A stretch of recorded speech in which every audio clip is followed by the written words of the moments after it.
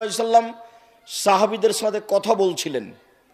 যা রাবিন ইলা নবী সাল্লাল্লাহু আলাইহি ওয়াকালা মাথা সাত, আল্লাহ রাসূল কথা বলছিলেন, হঠাৎ করে এক পল্লীন বেদুইন অশিক্ষিত মানুষ এসে আল্লাহ নবীকে বলল, কিয়ামত কবে হবে?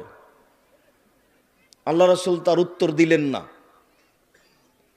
তার মানে এখন রাসূলের কথা চলছে, এখন অন্য কোনো কথা নেই, কোনো গল্প নেই, কোনো কথা নেই।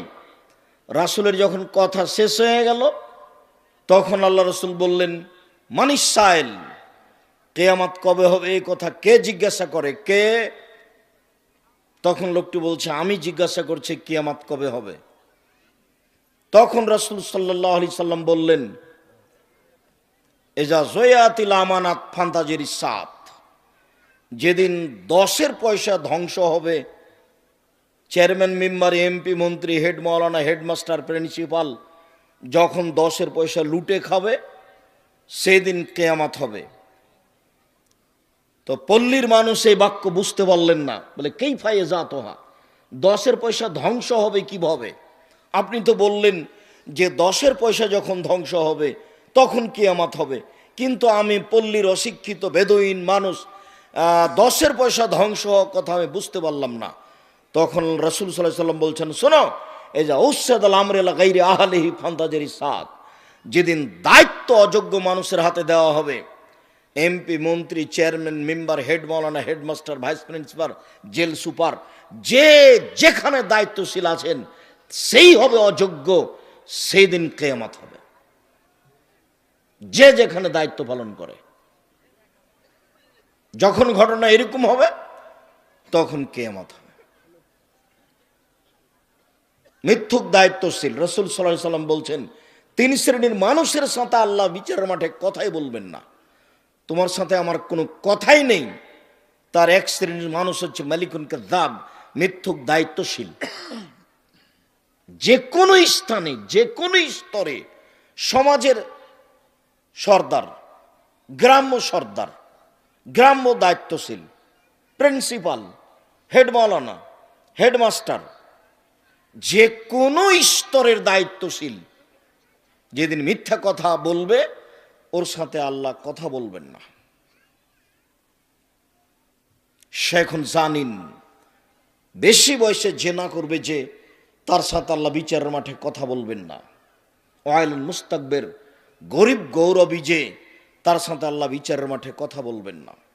রাসূল সাল্লাল্লাহু আলাইহি সাল্লাম কথা বলার সময় খুব প্রস্তুতি নিতেন। মুআয বিন জাবাল রাদিয়াল্লাহু তাআলা আনহু বলেন, আমি একদা আল্লাহ রাসূলের পিছনে গাধার উপরে বসে আছি। মোটর সাইকেলের পরিচালক হচ্ছেন মুহাম্মদ সাল্লাল্লাহু আলাইহি সাল্লাম, তিনি নিজে গাড়ি চালাচ্ছেন গাধা, আর পিছনে যিনি, মোটর সাইকেলের পিছনে যিনি বসে আছেন, গাধার পিছনে যিনি বসে আছেন, তিনি হচ্ছেন মুআয ইবনে জাবাল রাদিয়াল্লাহু তাআলা আনহু। আল্লাহ রাসূল বললেন, মুআয। তখন মুআয ইবনে জাবাল বলছেন, লাব্বাইক ওয়া সাদাইক, জি আমি উপস্থিত, বলেন। আল্লাহ রাসূল বলছেন, মুআয লাব্বাইক ওয়া সাদাইক, জি আল্লাহ রাসূল আমি উপস্থিত, বলেন। আল্লাহ রাসূল বলছেন না কি কথা, আবার বলছেন, মুআয লাব্বাইক ওয়া সাদাইক, জি আমি আল্লাহ রাসূল আমি উপস্থিত আছি, প্রস্তুত, বলেন কি বলছেন। তিনবার আল্লাহ রাসূল রেডি করছেন তাকে, আল্লাহর নবী একটা বাক্য বলবেন সেই জন্য, একটা কথা বলবেন সেই জন্য। আর আপনি বাদাম খাবেন আর আমি আব্দুর রাজ্জাক বিন ইউসুফ কথা বলবো, আপনার স্বভাবই খারাপ। আপনি নির্বাচন করে করে একবার আপনার স্বভাব একবারে পায়খানার মতো হয়ে গেছে। আপনি একটা দিনই বৈঠকে বসে ওখানে চা খান কি করে? চা শেষ হয়ে যাবে। অবাক কথা, স্বভাব কেন এমন হবে? আমি তো আপনাকে জরুরিভাবে যখন উপদেশ দিয়েছি, তখন আমি বলেছি আমার জীবনে 4টা উপদেশ থাকলো জাতির কাছে। এক, আপনার জীবনে সবচেয়ে জরুরি কাজ, এর চেয়ে গুরুত্বপূর্ণ জরুরি কাজ পৃথিবীতে নেই, সেটা হলো 5 ওয়াক্ত সালাত আদায় করা। দ্বিতীয় জরুরি কাজ হালাল রুজি খাওয়া। হালাল রুজির চেয়ে পৃথিবীতে জরুরি কোনো কাজ নেই। তৃতীয় হলো কোরআন মাজিদ তেলাওয়াত করা। 24 ঘন্টার মধ্যে অল্প সময় হলে একটু কোরআন মাজিদ পড়বেন, অন্তত সূরা ইখলাস তো পড়বেন। সূরা ইখলাস 3 বার পড়লে একবার কোরআন মাজিদ পড়ার সমান নেকি হবে। 4, দোকানপাটে বসবেন না। কেন? ওখানে 2 জন বসে আছে, আর একজনের বদনাম হচ্ছে, আপনি ওখানে যায়েন না। জরুরি উপদেশ আমি 4টা রেখেছি, তার এটা একটা। কেন আপনি দোকানে বসে আড্ডা পিটবেন, চা খাবেন? এখন আপনার শরম কেন হয় না? আপনি কি দেখাতে চাচ্ছেন? আপনার বিদ্যা বেশি এটা দেখাতে চাচ্ছেন? অর্থ সম্পদ বেশি এটা দেখাতে চাচ্ছেন? কোনটা? যেটা আপনি উল্লেখ করবেন সেটাতে আপনার টিকে থাকার কোনো পথ নেই। অতএব খুব কষ্ট করে চরম সাধনার পরে যদি কোনোদিন চলে আসি, তাহলে দয়া করে ছেলে মেয়ে ভাই বোন খালা ফুফু আত্মীয় স্বজন বাপ মা সবকে নিয়ে আসবেন, এমনকি হিন্দু আসবে। আমি তার কিছু না কিছু উপকার করবই করব ইনশাআল্লাহ। কোনো সময় কাজ দেখাবেন না। আর যদি আপনার স্ত্রী বোকা হয় তাহলে নিয়ে এসে এখানে গল্প শোনাবেন না। ও দিন রাত কথা বলবে, ঢং ঢং করে আসবে আর চলে যাবে। এসব মহিলা আমি ঘৃণা করি। কোন শরমে কথা বলে ও? মুখখান বন্ধ করে না কেন? ওর একটু লজ্জা হয় না কেন? ওর একটু হায়া হয় না কেন? ওর একটু ইতস্ত হয় না কেন? ওর বাপ নাই নাকি? ওর মা নাই? ও কোন কথা বলে, কোন সাহসে এখানে দিনে বৈঠকে এসে মুখ একবার বন্ধ করে পাথর হয়ে থেকে যাবে, যা হবে হবে। এটা দিনই বৈঠক। রাসূল সাল্লাল্লাহু আলাইহি ওয়াসাল্লাম কথা বলবেন, যার জন্য কত প্রস্তুতি। মজ লাব্বাইক, জি আল্লাহর নবী প্রস্তুত, বলেন। মজ লাব্বাইক, জি আল্লাহ রাসূল প্রস্তুত, বলেন। মজ লাব্বাইক ও সাদাইক, জি আল্লাহ রাসূল প্রস্তুত, বলেন। 3 বারের পরে বলছেন, মজ বলতে পারো আল্লাহ আমাদের কাছে কি পাই আর আমরা আল্লাহর কাছে কি পাই?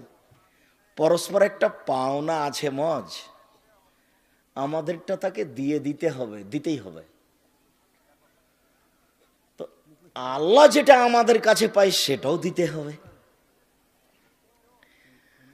আল্লাহ আমাদের কাছে কি পাই, কি এমন আল্লাহর কাছে নিয়েছি যে আল্লাহ আমাদের কাছে পাই? এইভাবেই আল্লাহ নবী বলছেন যে আল্লাহ আমাদের কাছে কি পাই বলতে পারো মজ? বলছে জি না, আল্লাহ রাসূল ভালো জানেন আল্লাহ যে আমাদের কাছে কি পাই। মজ শোনো, আল্লাহ আমাদের কাছে পাই সেটা হলো আমরা শিরক করব না, এটাই পাই। তার পাওনা হলো আমাদের শিরক না করা। আমারটা দিয়ে দাও, সেটা কি? শিরক করো না। যখনই আমরা শিরক করব না, তখন আল্লাহর পাওনাটা কি করলাম? দিয়ে দিলাম। তা আমি কথা বলছি, টিকটিক টিকটিক করছে, তখন আমি বলছি হ্যাঁ ঠিক বলেছি। তো আমি ঠিক বলছি না সত্য বলছি? টিকটিকটা একটা প্রাণী, ও কি করে বলতে পারে? ও কি করে জানবে? সত্য মিথ্যা কে জানে? আল্লাহ। তাহলে আমি একটা টিকটিকি প্রাণীকে, ওরই সৃষ্টি প্রাণীকে বললাম যে টিকটিকের আল্লাহ সমান। নাউজুবিল্লাহ। যেটা দিনরাত মানুষ বলে সেটা দিয়ে আপনাকে বুঝালাম। আমাদের মা চাচিরা বলে যে জামা কলা খাইস না, নাহলে যমজ সন্তান হবে, জোড়া সন্তান হবে। তো যমজ সন্তান তো দিতে পারে কলা, মা চাচি আল্লাহ দিতে পারেন, মা চাচি বলছে কলাও পারে, এরই নাম শিরক। তো এরকম যদি আকীদা থাকে যে সন্ধ্যা লাগলে সূর্য ডুবলেই বাড়িতে বাতি জ্বালাতে হবে, এরকম যদি আকীদা থাকে, নির্ধারিত দিনে গরু ছাগল জবাই করে বাপ মায়ের নামে খাওয়াতে হবে, এরকম যদি আকীদা থাকে, নির্ধারিত দিনে দিন পালন করতে হবে, দিবস, পেশাবের দিবস আর পায়খানার দিবস, নির্ধারিত দিনে দিবস পালন করতে হবে, তাতে কিছু কল্যাণ আছে, এটা যদি মানুষ মনে করে তাহলে আল্লাহর হক দেয়নি। তা আচ্ছা ঠিক আছে মজ, আল্লাহতে এইটা পাই, আমাদের কাছে হলো আমরা কি পাই? আমরা পাই যে জাহান্নামে দিবেন না, এটা আমাদের পাওনা। আল্লাহ বলছেন ঠিক আছে জাহান্নামে দিব না, তো আমারটা দেওয়া আগে। আল্লাহর পাওনাটা আগে আর আমাদেরটা পরে। তা আল্লাহ বলছেন যে আমি তো ওয়াদাই করেছি যে আমি তোমাকে জান্নাতে দিয়ে দিব, তো তুমি আমারটা আগে দাও না, শিরক করো না, জান্নাতে দিয়ে দেবো, শিরক করো না, জান্নাতে দিয়ে দেবো। আল্লাহ বিচারের মাঠে বলবেন আদম সন্তানের সামনে, ইবনা আদম লা আতাইতানি বিকুরাবিল আরজি খাতায়া সুম্মা লাকিতানি লা তুশরিক বি শাইআ লা আতাইতুকা বিকুরাবিহা মাগফিরা। এ আদমের ছেলে মেয়ে শোনো, আজ এই কিয়ামতের মাঠে পাপ নিয়ে উপস্থিত হয়েছ, আকাশ জমিন পরিমাণ পাপ, পাপ আর পাপ, আকাশ জমিন পরিপূর্ণ হয়ে আছে তোমার পাপে। শোনো, আজকে যদি শিরক ছাড়াই বিচারের মাঠে উপস্থিত হয়ে থাকো, তাহলে আমি আল্লাহ তোমার পাপ সমপরিমাণ ক্ষমা নিয়ে উপস্থিত হয়েছি। তোমার পাপ যত আমার ক্ষমা তত, তোমার পাপ যত আমার ক্ষমা তত, তোমার পাপ যত আমার ক্ষমা তত, তোমার পাপ যত আমার ক্ষমা তত। যদি শিরক না থাকে, শিরক না থাকলে বিচারের মাঠে সফলতা আছে, এটা হলো হক। হাদিস বুখারী মুসলিম। আমি এই কথা এখন বলতে চাইনি, যেটা আমি বলতে চেয়েছি আপনি মুখ বন্ধ করে এখানে বসে থাকতে বাধ্য। আপনি, আপনার স্ত্রী, আপনার ছেলে, আপনার মেয়ে, আপনার বউ, আপনার বেটি, আপনার ভাই, আপনার বোন, এখানে এসে কেউ কথা বলতে পাবেন না, চা খেয়ে সময় কাটাতে পাবেন না, বাদাম খেয়ে সময় কাটাতে পাবেন না। 2 ঘন্টা বসে থাকবেন তো এত বাদাম কেন, এত চা কেন? আমি খুব ঘৃণা করি, আপনার নীতিকে আমি ঘৃণা করি। একবারে পাথরের মতো হয়ে এক খেয়ালে বসে থাকেন, আপনার আমি কিছু না কিছু উপকার করবই করব ইনশাআল্লাহ। আজকের আলোচনার পূর্বে জরুরি কথা, আমাদের তো বিদ্যা বুদ্ধি কম। আব্দুল্লাহ যখন আলোচনা করে, আপনারা সবাই দোয়া করবেন ওদের জন্য। আমি আব্দুল্লাহ আমার ছেলে হিসেবে বলি না, এটা আল্লাহ যেন তার দাওয়াত, তার দ্বীনি দাওয়াতকে কবুল করেন। এটা জাতির সম্পদ, জাতি যেন সবাই তার কাছে কল্যাণটা পাওয়ার আশা রাখে, ভালোটা তার কাছে যেন পাওয়ার আশা রাখে। তো জাতির জনগণের আপনার যখন নিজের ছেলে হিসেবে ভালো পাবেন আশা করবেন, তখন আল্লাহ সেটা ভালো ব্যবস্থা করে দিবেন। আর আমি আমার নিজের পক্ষ থেকে বলি, তোমার তো দয়া রহমতের অভাব নাই, তুমি তো দিলেই পারো, তুমি তো সর্বশক্তিমান। তো রুজির উপরে একটা কথা, ওমামা বাহেলি রাদিয়াল্লাহু তাআলা আনহু বলেন যে আমি একদিন আল্লাহর নবীকে বললাম, আখ বিরুনি ইদখিলুল জান্নাহ, আখ বিরুনি বিআমালিন, আল্লাহর নবী আমাকে একটা আমলের কথা বলেন তো আল্লাহর নবী, যে আমল আমাকে জান্নাতে দিয়ে দিবে, যার কারণে আমি জান্নাতে চলে যাব, এমনটা আমলের কথা বলেন তো আল্লাহর নবী। তখন আল্লাহ রাসূল বলছেন, এক এতাম উত্তম, দুস্থ গরিব ফকির মিসকিনকে খেতে দিলে। 2 বাজলুস সালাম, পরস্পরে সালাম দিলে। 3 অসলাতুল লাইল ওয়ান নাস নিয়াম, মানুষ যখন ঘুমিয়ে তখন সলাত আদায় করলে, তাহাজ্জুদ পড়লে, 3টা কাজ করো, জান্নাতে চলে যাবা। যাও, জান্নাতে চলে যাবা। 1 দুস্থ গরিব ফকির মিসকিনকে খেতে দিলে। আমার ওই কথাটি বারবার বলে আপনাকে মনে করাতে চাই, আপনার স্ত্রীকে ফিরে যেতে হবে আপনার মায়ের স্বভাবে। আপনার মা 16 জনের ভাত রান্না করত ঢেঁকিতে ধান ভেঙে। আপনারা ছিলেন 10 ভাই বোন, বাড়িতে ছিল 2 জন কিষান কামলা। আপনার বাপের স্বভাব ছিল মসজিদ থেকে ফকির ধরে আনা। তাহলে 2 জন কিষান কামলা, 2 জন ফকির, আর আপনার বাপ মা, এ হলো 6, আর আপনারা 10 ভাই বোনে হলো 16 জন মানুষের ভাত রান্না করতেন আপনার মা ঢেঁকিতে ধান ভেঙে।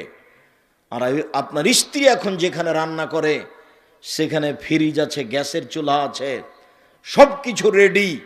তারপরে আপনি 10টার সময় এসে বলছেন, খালেদা একটু উঠো, মেহমান আছে, আব্দুর রাজাক সাহেব এসেছেন, একটু খানা পানি রেডি করে দিতে হয়, তখন আপনার স্ত্রী নাকশিট কিনে দিয়ে বলছে, হ্যাঁ তুমি রাতে মেহমান নিয়ে এসেছ। আমি এই স্ত্রীকে তালাক দিতে বলিনি, তবে পরামর্শ দিচ্ছি, যদি না মানে তাহলে তালাক দিতে হবে, এই কথাই ঠিক।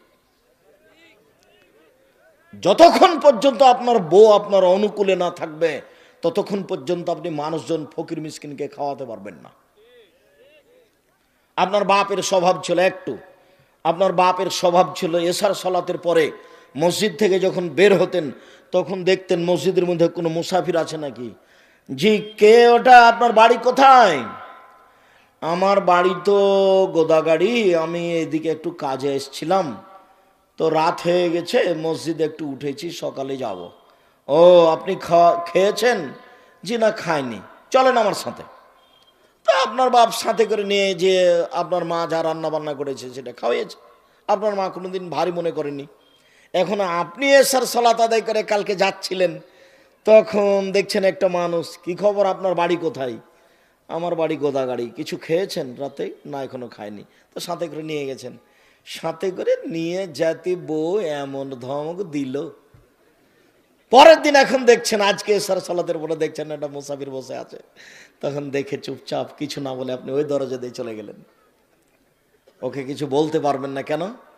কালকে ধমক খেয়েছেন, আজকে আপনি মুসাফিরকে বলতে পারবেন? অসম্ভব। বউ যদি অনুকূলে না হয় ফকির মিসকিনকে খেতে দেওয়া সম্ভব নয়, এ কথাই ঠিক। ফকির মিসকিন দুস্থ গরিবকে খেতে দিতে হলে বউকে আপনার পক্ষে হতে হবে। যার কারণে আপনাকে আমি 150 চাউল রান্না করতে নিষেধ করেছি। আমি বলেছি হাফ কেজি চাউল রান্না করবেন, 1 কেজি করবেন, 3 কেজি করবেন। সারা দিন ছেলে মেয়ে আহাল পরিবার খাবে, ফকিরে খাবে, রাতে গরুতে খাবে। আপনি 150 চাউল রান্না করবেন কেন? এ কোন স্বভাব? এ কোন স্বভাব? এ নোংরামি স্বভাব কেন? মেহমান এসেছে, তখন বয়ে বলছে কি করবে 150 চাউল রান্না করেছি, মেহমানকে দিল তো শেষ হয়ে যাবে, এক কাজ করো, চানাচুর বিস্কুট দেবে বিদায় করে দাও। তো দুপুরে চানাচুর বিস্কুট দিয়ে মেহমান বিদায় করতে হবে? এখন আপনার মায়ের বয়স 80 বছর, যদি আপনার বউ সিট কিনে দেয়, আপনার মা যদি বিছানায় শুয়ে থাকে, দড়িয়ে এসে বলবে, থাক বেটা, থাক বেটা, থাক বেটা, বউ মাকে উঠাস না বেটা, আমি খানা পানি রেডি করে দিয়েছি, গরম করে দিয়েছি, তুই মেহমানকে দে। তা 80 বছরের মহিলা পারে, 20-25 বছরের মেয়ে পারে না? আমি তালাক দিতে বলিনি, তবে পরামর্শ দিচ্ছি যে ফকির মিসকিনকে খেতে দিতে হবে, যদি বউ ঠিক না হয় তো খেতে দিতে পারবেন না, এ কথাই চূড়ান্ত। আর কোনো দিন ভাববেন না যে ফকির মিসকিনের জন্য এত চাউল রান্না করলে কি হবে, তাহলে রিজিকের বক্তব্য আব্দুল্লাহর আবার শুনতে হবে, আর না হলে রিজিকের বইটা অন্তত 10 বার পড়তে হবে। আমার বাড়ির নাম আমার মা বলে দিয়েছে এটা মেহমানখানা, আমিও বলি ঠিক আছে মা, এটা মেহমানখানা। আপনার যদি সাদ হয়ে যায় একটু আব্দুর রাজাক সাহেবের মেহমানখানাতে গিয়ে দেখি, এখন তো আবার মেহমানখানাটা উঠে গেছে, তার মানে এখন তো আর আমি বাসায় থাকি না, প্রতিষ্ঠানে থাকি। তখন মনে করছি যে প্রতিষ্ঠানে প্রতি মাসে কিছু টাকা দিয়ে দিই, তাহলে মেহমান যারা খাচ্ছে ওরই মধ্যে চলে যাবে। মেহমানকে খেতে দিতে শিখতে হবে। বাড়িতে যদি 2-3 দিন ফকির এসে খেতে না চাই, তাহলে আপনি বুঝবেন উপরে মনে হয় গন্ডগোল হয়ে গেছে, নড়চড় হয়ে গেছে উপরে। ফকির কেন আসে না, ফকির কেন খেতে চায় না, এইটা আপনাকে ধারণা করতে হবে। সম্মানিত দিনী ভাই বোন, রিজিকের উপরে কথা বলতে গিয়ে জরুরি কথা এটা। দ্বিতীয় জরুরি কথা আমার দিনী বোনদের ব্যাপারে। এই মেয়ে, এই ছেলে, তোমরা দেখো, লক্ষ্য করো, এখনো গল্প বন্ধ হয় না কেন? যাও, মহিলাদের দেখার ব্যাপারে তোমরা দায়িত্ব পালন করো না? ওই মাথায় গিয়ে দেখো, কয়েকটা মেয়ে দাঁড়িয়ে আছে, গল্প করছে আর একজনের সাথে। শয়তানি করার হিসাব পায় না, নোংরামি করার হিসাব পায় না, দেবরের মোটর সাইকেলে এসেছে আবার এখানে ঢং করে। যাও ছেলে, যাও, দেখো ওখানে। মেয়েদের কথা বলা বন্ধ করো, আর একটা শরম থাকা দরকার। কতবার এক কথা বলি, মুখ বন্ধ করে থাকতে হবে আপনাকে, আপনি যতক্ষণ থাকবেন। আমি আব্দুর রাজ্জাক বিন ইউসুফ আপনার জন্য এসেছি। এ মেয়ে শোনো, আমি তোমার জন্য এসেছি। একদিন এখানে উপস্থিত করা আমার কাছে তোমার জন্য সহজ নয়, আমার জন্য সহজ নয়। একমাত্র তোমার জন্য এসেছি, তোমাকে আমি দুটো কথা শোনাবো। তুমি কেমনে ঢং ঢং করে আসলে আর চলে গেলে? তুমি কেমনে কথা বলো, তাহলে আমি তোমাকে কি বুঝাতে পারি? সম্মানিত দিনী ভাই বোন, উপস্থিত বৈঠকের মুসলিম বোন, শুনুন, আপনি 4টা কাজ করতে পারলে জান্নাতের সব দরজা খোলা। আপনার জন্য জান্নাত যত সহজ, পুরুষ মানুষের জন্য জান্নাত তত সহজ নয়। যদিও মহিলাদেরকে জাহান্নামে বেশি দেখা যায়। রাসূল সাল্লাল্লাহু আলাইহি ওয়াসাল্লাম বলছেন, আমি যখন জাহান্নাম দেখলাম তখন জাহান্নামের অধিকাংশই হচ্ছে নারী, বেশিরভাগই নারী। একথা বলেছেন, একথা ঠিক। তবে মহিলাদের জন্য জান্নাত পাওয়া যত সহজ, পুরুষ তত সহজে জান্নাত পাবে না। তার আপনাকে আমি তাদের পক্ষের কথাটাই বলি। রাসূল সাল্লাল্লাহু আলাইহি ওয়াসাল্লাম বললেন, পৃথিবীর মহিলারা শুনে রেখো, তোমরা যদি 4টা কাজ করতে পারো জান্নাতের সব দরজা খোলা। 1, সল্লাত খামসাহা, 5 ওয়াক্ত সলাত আদায় করলো, নামাজ পড়লো। 2, সমাত শাহরাহা, রমজান মাসের সিয়াম পালন করলো, রোজা থাকলো। 3, আতাদ বালাহা, স্বামীকে মেনে চললো। 4, আহসানাত ফারজাহা, জেনায় লিপ্ত হলো না। এখন জান্নাতের সব দরজা খোলা। 1, 5 ওয়াক্ত সলাত নামাজ আপনি বাধ্য, আজ থেকে আপনি জরুরি মনে করে নেন, যা হয়েছে হয়েছে। পৃথিবীতে সলাতের চেয়ে ভিন্ন কোনো জরুরি ইবাদত আছে, গুরুত্বপূর্ণ কোনো কাজ আছে, আমি আব্দুর রাজ্জাক বিন ইউসুফ তা বুঝতে পারি না। এবাদতের জগতে সবচেয়ে দামি এবাদত সিয়াম, রোজা। তার একটা প্রমাণ, রোজাই এমন একটা এবাদত, সিয়ামই এমন একটা এবাদত যার নেকি আল্লাহ নিজে হাতে দিবেন। সলাত নামাজ যত দামি এবাদত হোক না কেন, সলাতের নেকি আল্লাহ নিজে হাতে দিবেন না। তাহলে এবাদতের জগতে সবচেয়ে দামি ভিন্ন ধরনের এবাদত হলো সিয়াম, রোজা। এর পরেও যদি সলাত নামাজ না থাকে, তাহলে রোজার এবাদতটা আল্লাহ বিচারের মাঠে কেটে দিবেন, যা বাতিল। তাহলে সিয়ামের নেকিটা নির্ভর করে সলাতের উপরে, নামাজের উপরে। এবাদতের জগতে সবচেয়ে শক্তিশালী, পাওয়ারফুল, ক্ষমতাধর এবাদত হলো দান। দানের চেয়ে শক্তিশালী কোনো এবাদত পৃথিবীতে নেই, ওর ক্ষমতাই ভিন্ন। আপনি দান করলেন মায়ের জন্য, এখানে ওখানে কবরের শাস্তি বন্ধ, কত ক্ষমতা তার। আল্লাহ রাসূল বলছেন, আপনি দান করলে পাপ মিটে যাবে, ওইভাবে পানি যেমন আগুনকে নিভিয়ে দিতে পারে। পানি দেন, ঢেলে দেন, আগুন নিভে যাবে। ওইদিকে কত ক্ষমতা, এবারে সব পাপ মিটে যাবে ওর ক্ষমতার চোটে। খুব আল্লাহ রাগান্বিত হয়ে আছেন, আপনাকে জাহান্নামে দেবেন, আপনি দান করেন, তখন ঠান্ডা, আচ্ছা যাও, যাও জান্নাতে যাও। দান করবেন, বিচারের মাঠে ছায়া হয়ে থাকবে দান, যতক্ষণ পর্যন্ত আপনার বিচার না হচ্ছে। 50 বছর বিচার না হলে দান আপনাকে ছায়া করে রাখবে। চলুক দেখি কতদূর বিচার চলে, ওর ক্ষমতাই ভিন্ন। দান যত শক্তিশালী ইবাদত হোক না কেন, যদি সলাত না থাকে তাহলে দানকে আল্লাহ কেটে দিবেন, ওটা বাতিল।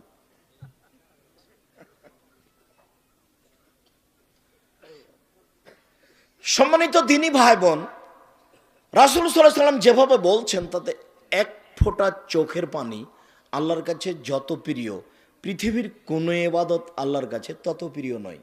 সবচেয়ে ভালো লাগে যখন এক ফোঁটা চোখের পানি ফেলে কেঁদে বলে যে আমার একটু জমিটার ব্যবস্থা করে দাও, মামলাতে আমাকে জয় করে দাও, আমার ছেলেটাকে একটু বিদ্যা দাও। যখন বলে আর চোখের পানি ঝরে, তখন আল্লাহ খুব খুশি।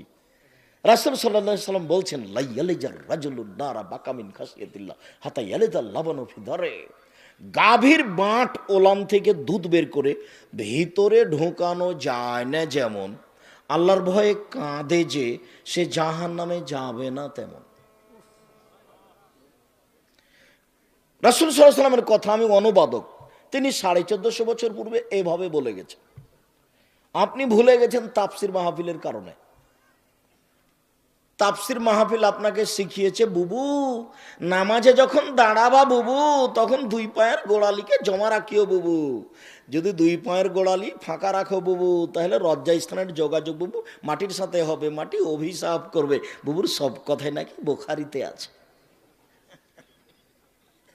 বুবু যখন সিজদায় যাবা বুবু, হাতি যেমন মাটিতে পড়ে যায়, তেমনি একবারে মাটিতে পড়ে গিয়ে বুককে উরুর সাথে লাগিয়ে আঁটো সাঁটো হয়ে সিজদা করিও বুবু।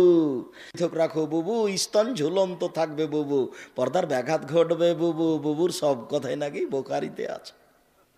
আরে বুবু ব্লাউজ পরে আছে, বুবু শাড়ি গায়ে দিয়ে আছে, পরে আছে, তার উপরে চাদর গায়ে আছে, তারপরে বুবু ঘরের ভিতরে আছে, কি করে পর্দার ব্যাঘাত ঘটলো বুঝলাম না।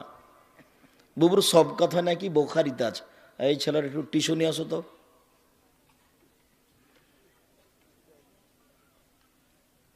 আমি মহিলা বৈঠকের এই সব কথার তীব্র নিন্দা জানাই। সাবধান, যে মরা মরেছে লাশ নিয়ে যাবে মাটির কাছে, কোথা থেকে আসছে বুবু যে এমন হাত তুলে দোয়া করে কাঁদতে লাগলো? আরে লাশ বাড়ি থেকে বের হয়নি, বের হওয়ার সময়তে হাত তুলে দোয়া করে চিল্লাচিল্লি শুরু হয়ে গেল। আচ্ছা ও মহিলা এই বাড়িতে আসলো কেন? এই ছেলে, এই বাড়িতে মরা মরেছে, সারা দিন গোটা গ্রামের মহিলা এই বাড়িতে আসছে কেন? ধর্ম কি পাগল হয়ে গেছে? তাফসির মাহফিল ওকে কি পড়ালো? এই তোমার বোন আসে কেন এই বাড়িতে? আপনার স্ত্রী আসে কেন? আমি আব্দুর রাজ্জাক মন্ডল ইউসুফ বলছি, আমার স্ত্রী যায়নি, যাবেও না। যদি আপনি পরীক্ষা করেন কালকে আসেন। আল্লাহ তুমি মাফ করো, আমি অহংকারও করিনি, গৌরবও করিনি। 3 মাস থাকার পরে যদি আপনার সরিষা সম পরিমাণ পর্দার ব্যতিক্রম দেখা যায়, আমি জাতির সামনে কথাই বলবো না। বিবাহের 11 দিন পর থেকে প্রতিষ্ঠানের প্রধান শিক্ষিকা। এই বাড়িতে মরা মরেছে, সারা দিন কেন এ বাড়িতে মহিলারা আসছে? ওর কি মাথা ঘামলো যে এখানে আসবে কেন সারাদিন? ওর কেন একটু লজ্জা হয় না? ওর কেন একটু শরম হয় না? ওর কেন ও চাচাতো ভাইকে দেখতে আসলো? ওর নাকি গ্রাম্য চাচাতে দেখতে এসেছে, কেন এখানে আসবে? অর্ধ পৃথিবীর খলিফা, কুশাগর বুদ্ধিজীবী, রাজনীতিবিদ ওমর মারা যাবেন এই সময়ে বলছেন, আব্বু আব্দুল্লাহ, জি আব্বা, আয়েশাকে গিয়ে বলো মোহাম্মদ সাল্লাল্লাহু আলাইহি সাল্লামের পাশে আবু বকর সিদ্দিকের কবর আছে, তার পাশে একটু ফাঁকা জায়গা আছে, ওখানে আমার কবর দেওয়ার সুযোগ দিবে কিনা। শোনো আব্দুল্লাহ, আয়েশাকে গিয়ে বলিও যে উমর কবরের জায়গা চাই। এই কথা বলিও না যে আমিরুল মুমিনিন, দেশের সরকার জায়গা চাই, এই কথা বলো না। বলবে যে উমর চাচ্ছে। আপনার কোন কালে প্রিন্সিপালের পদ চলে গেছে, তবু আপনি বলছেন সাবেক প্রিন্সিপাল, কলমে লিখছেন। আপনি বলছেন সাবেক এমপি মন্ত্রী, আর উমর এখনো মরেননি, জীবিত আছেন। বুখারী মুসলিমের হাদিস। বেটা,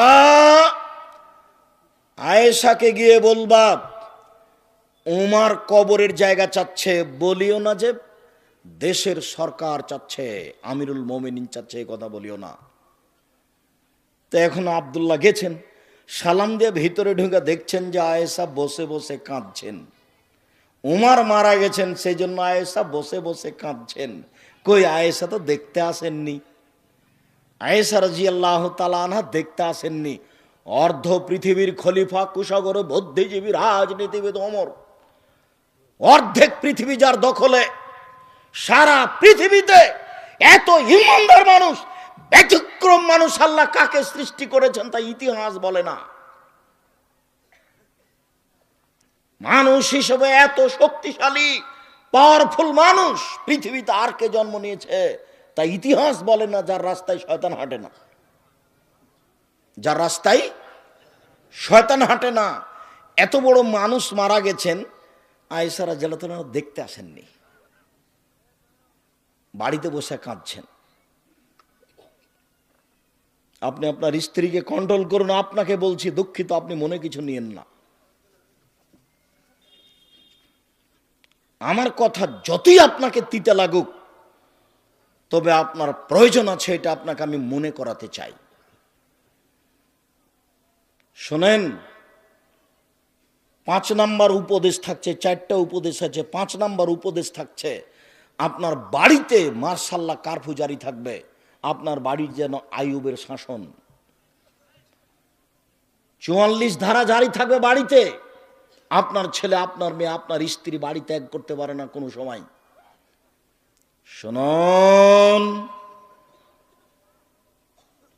4টা কাজ করলে মহিলারা জান্নাতে যাবে, এ কথা আমি বলিনি, এ কথা মুহাম্মদ সাল্লাল্লাহু আলাইহি সাল্লাম বলেছেন।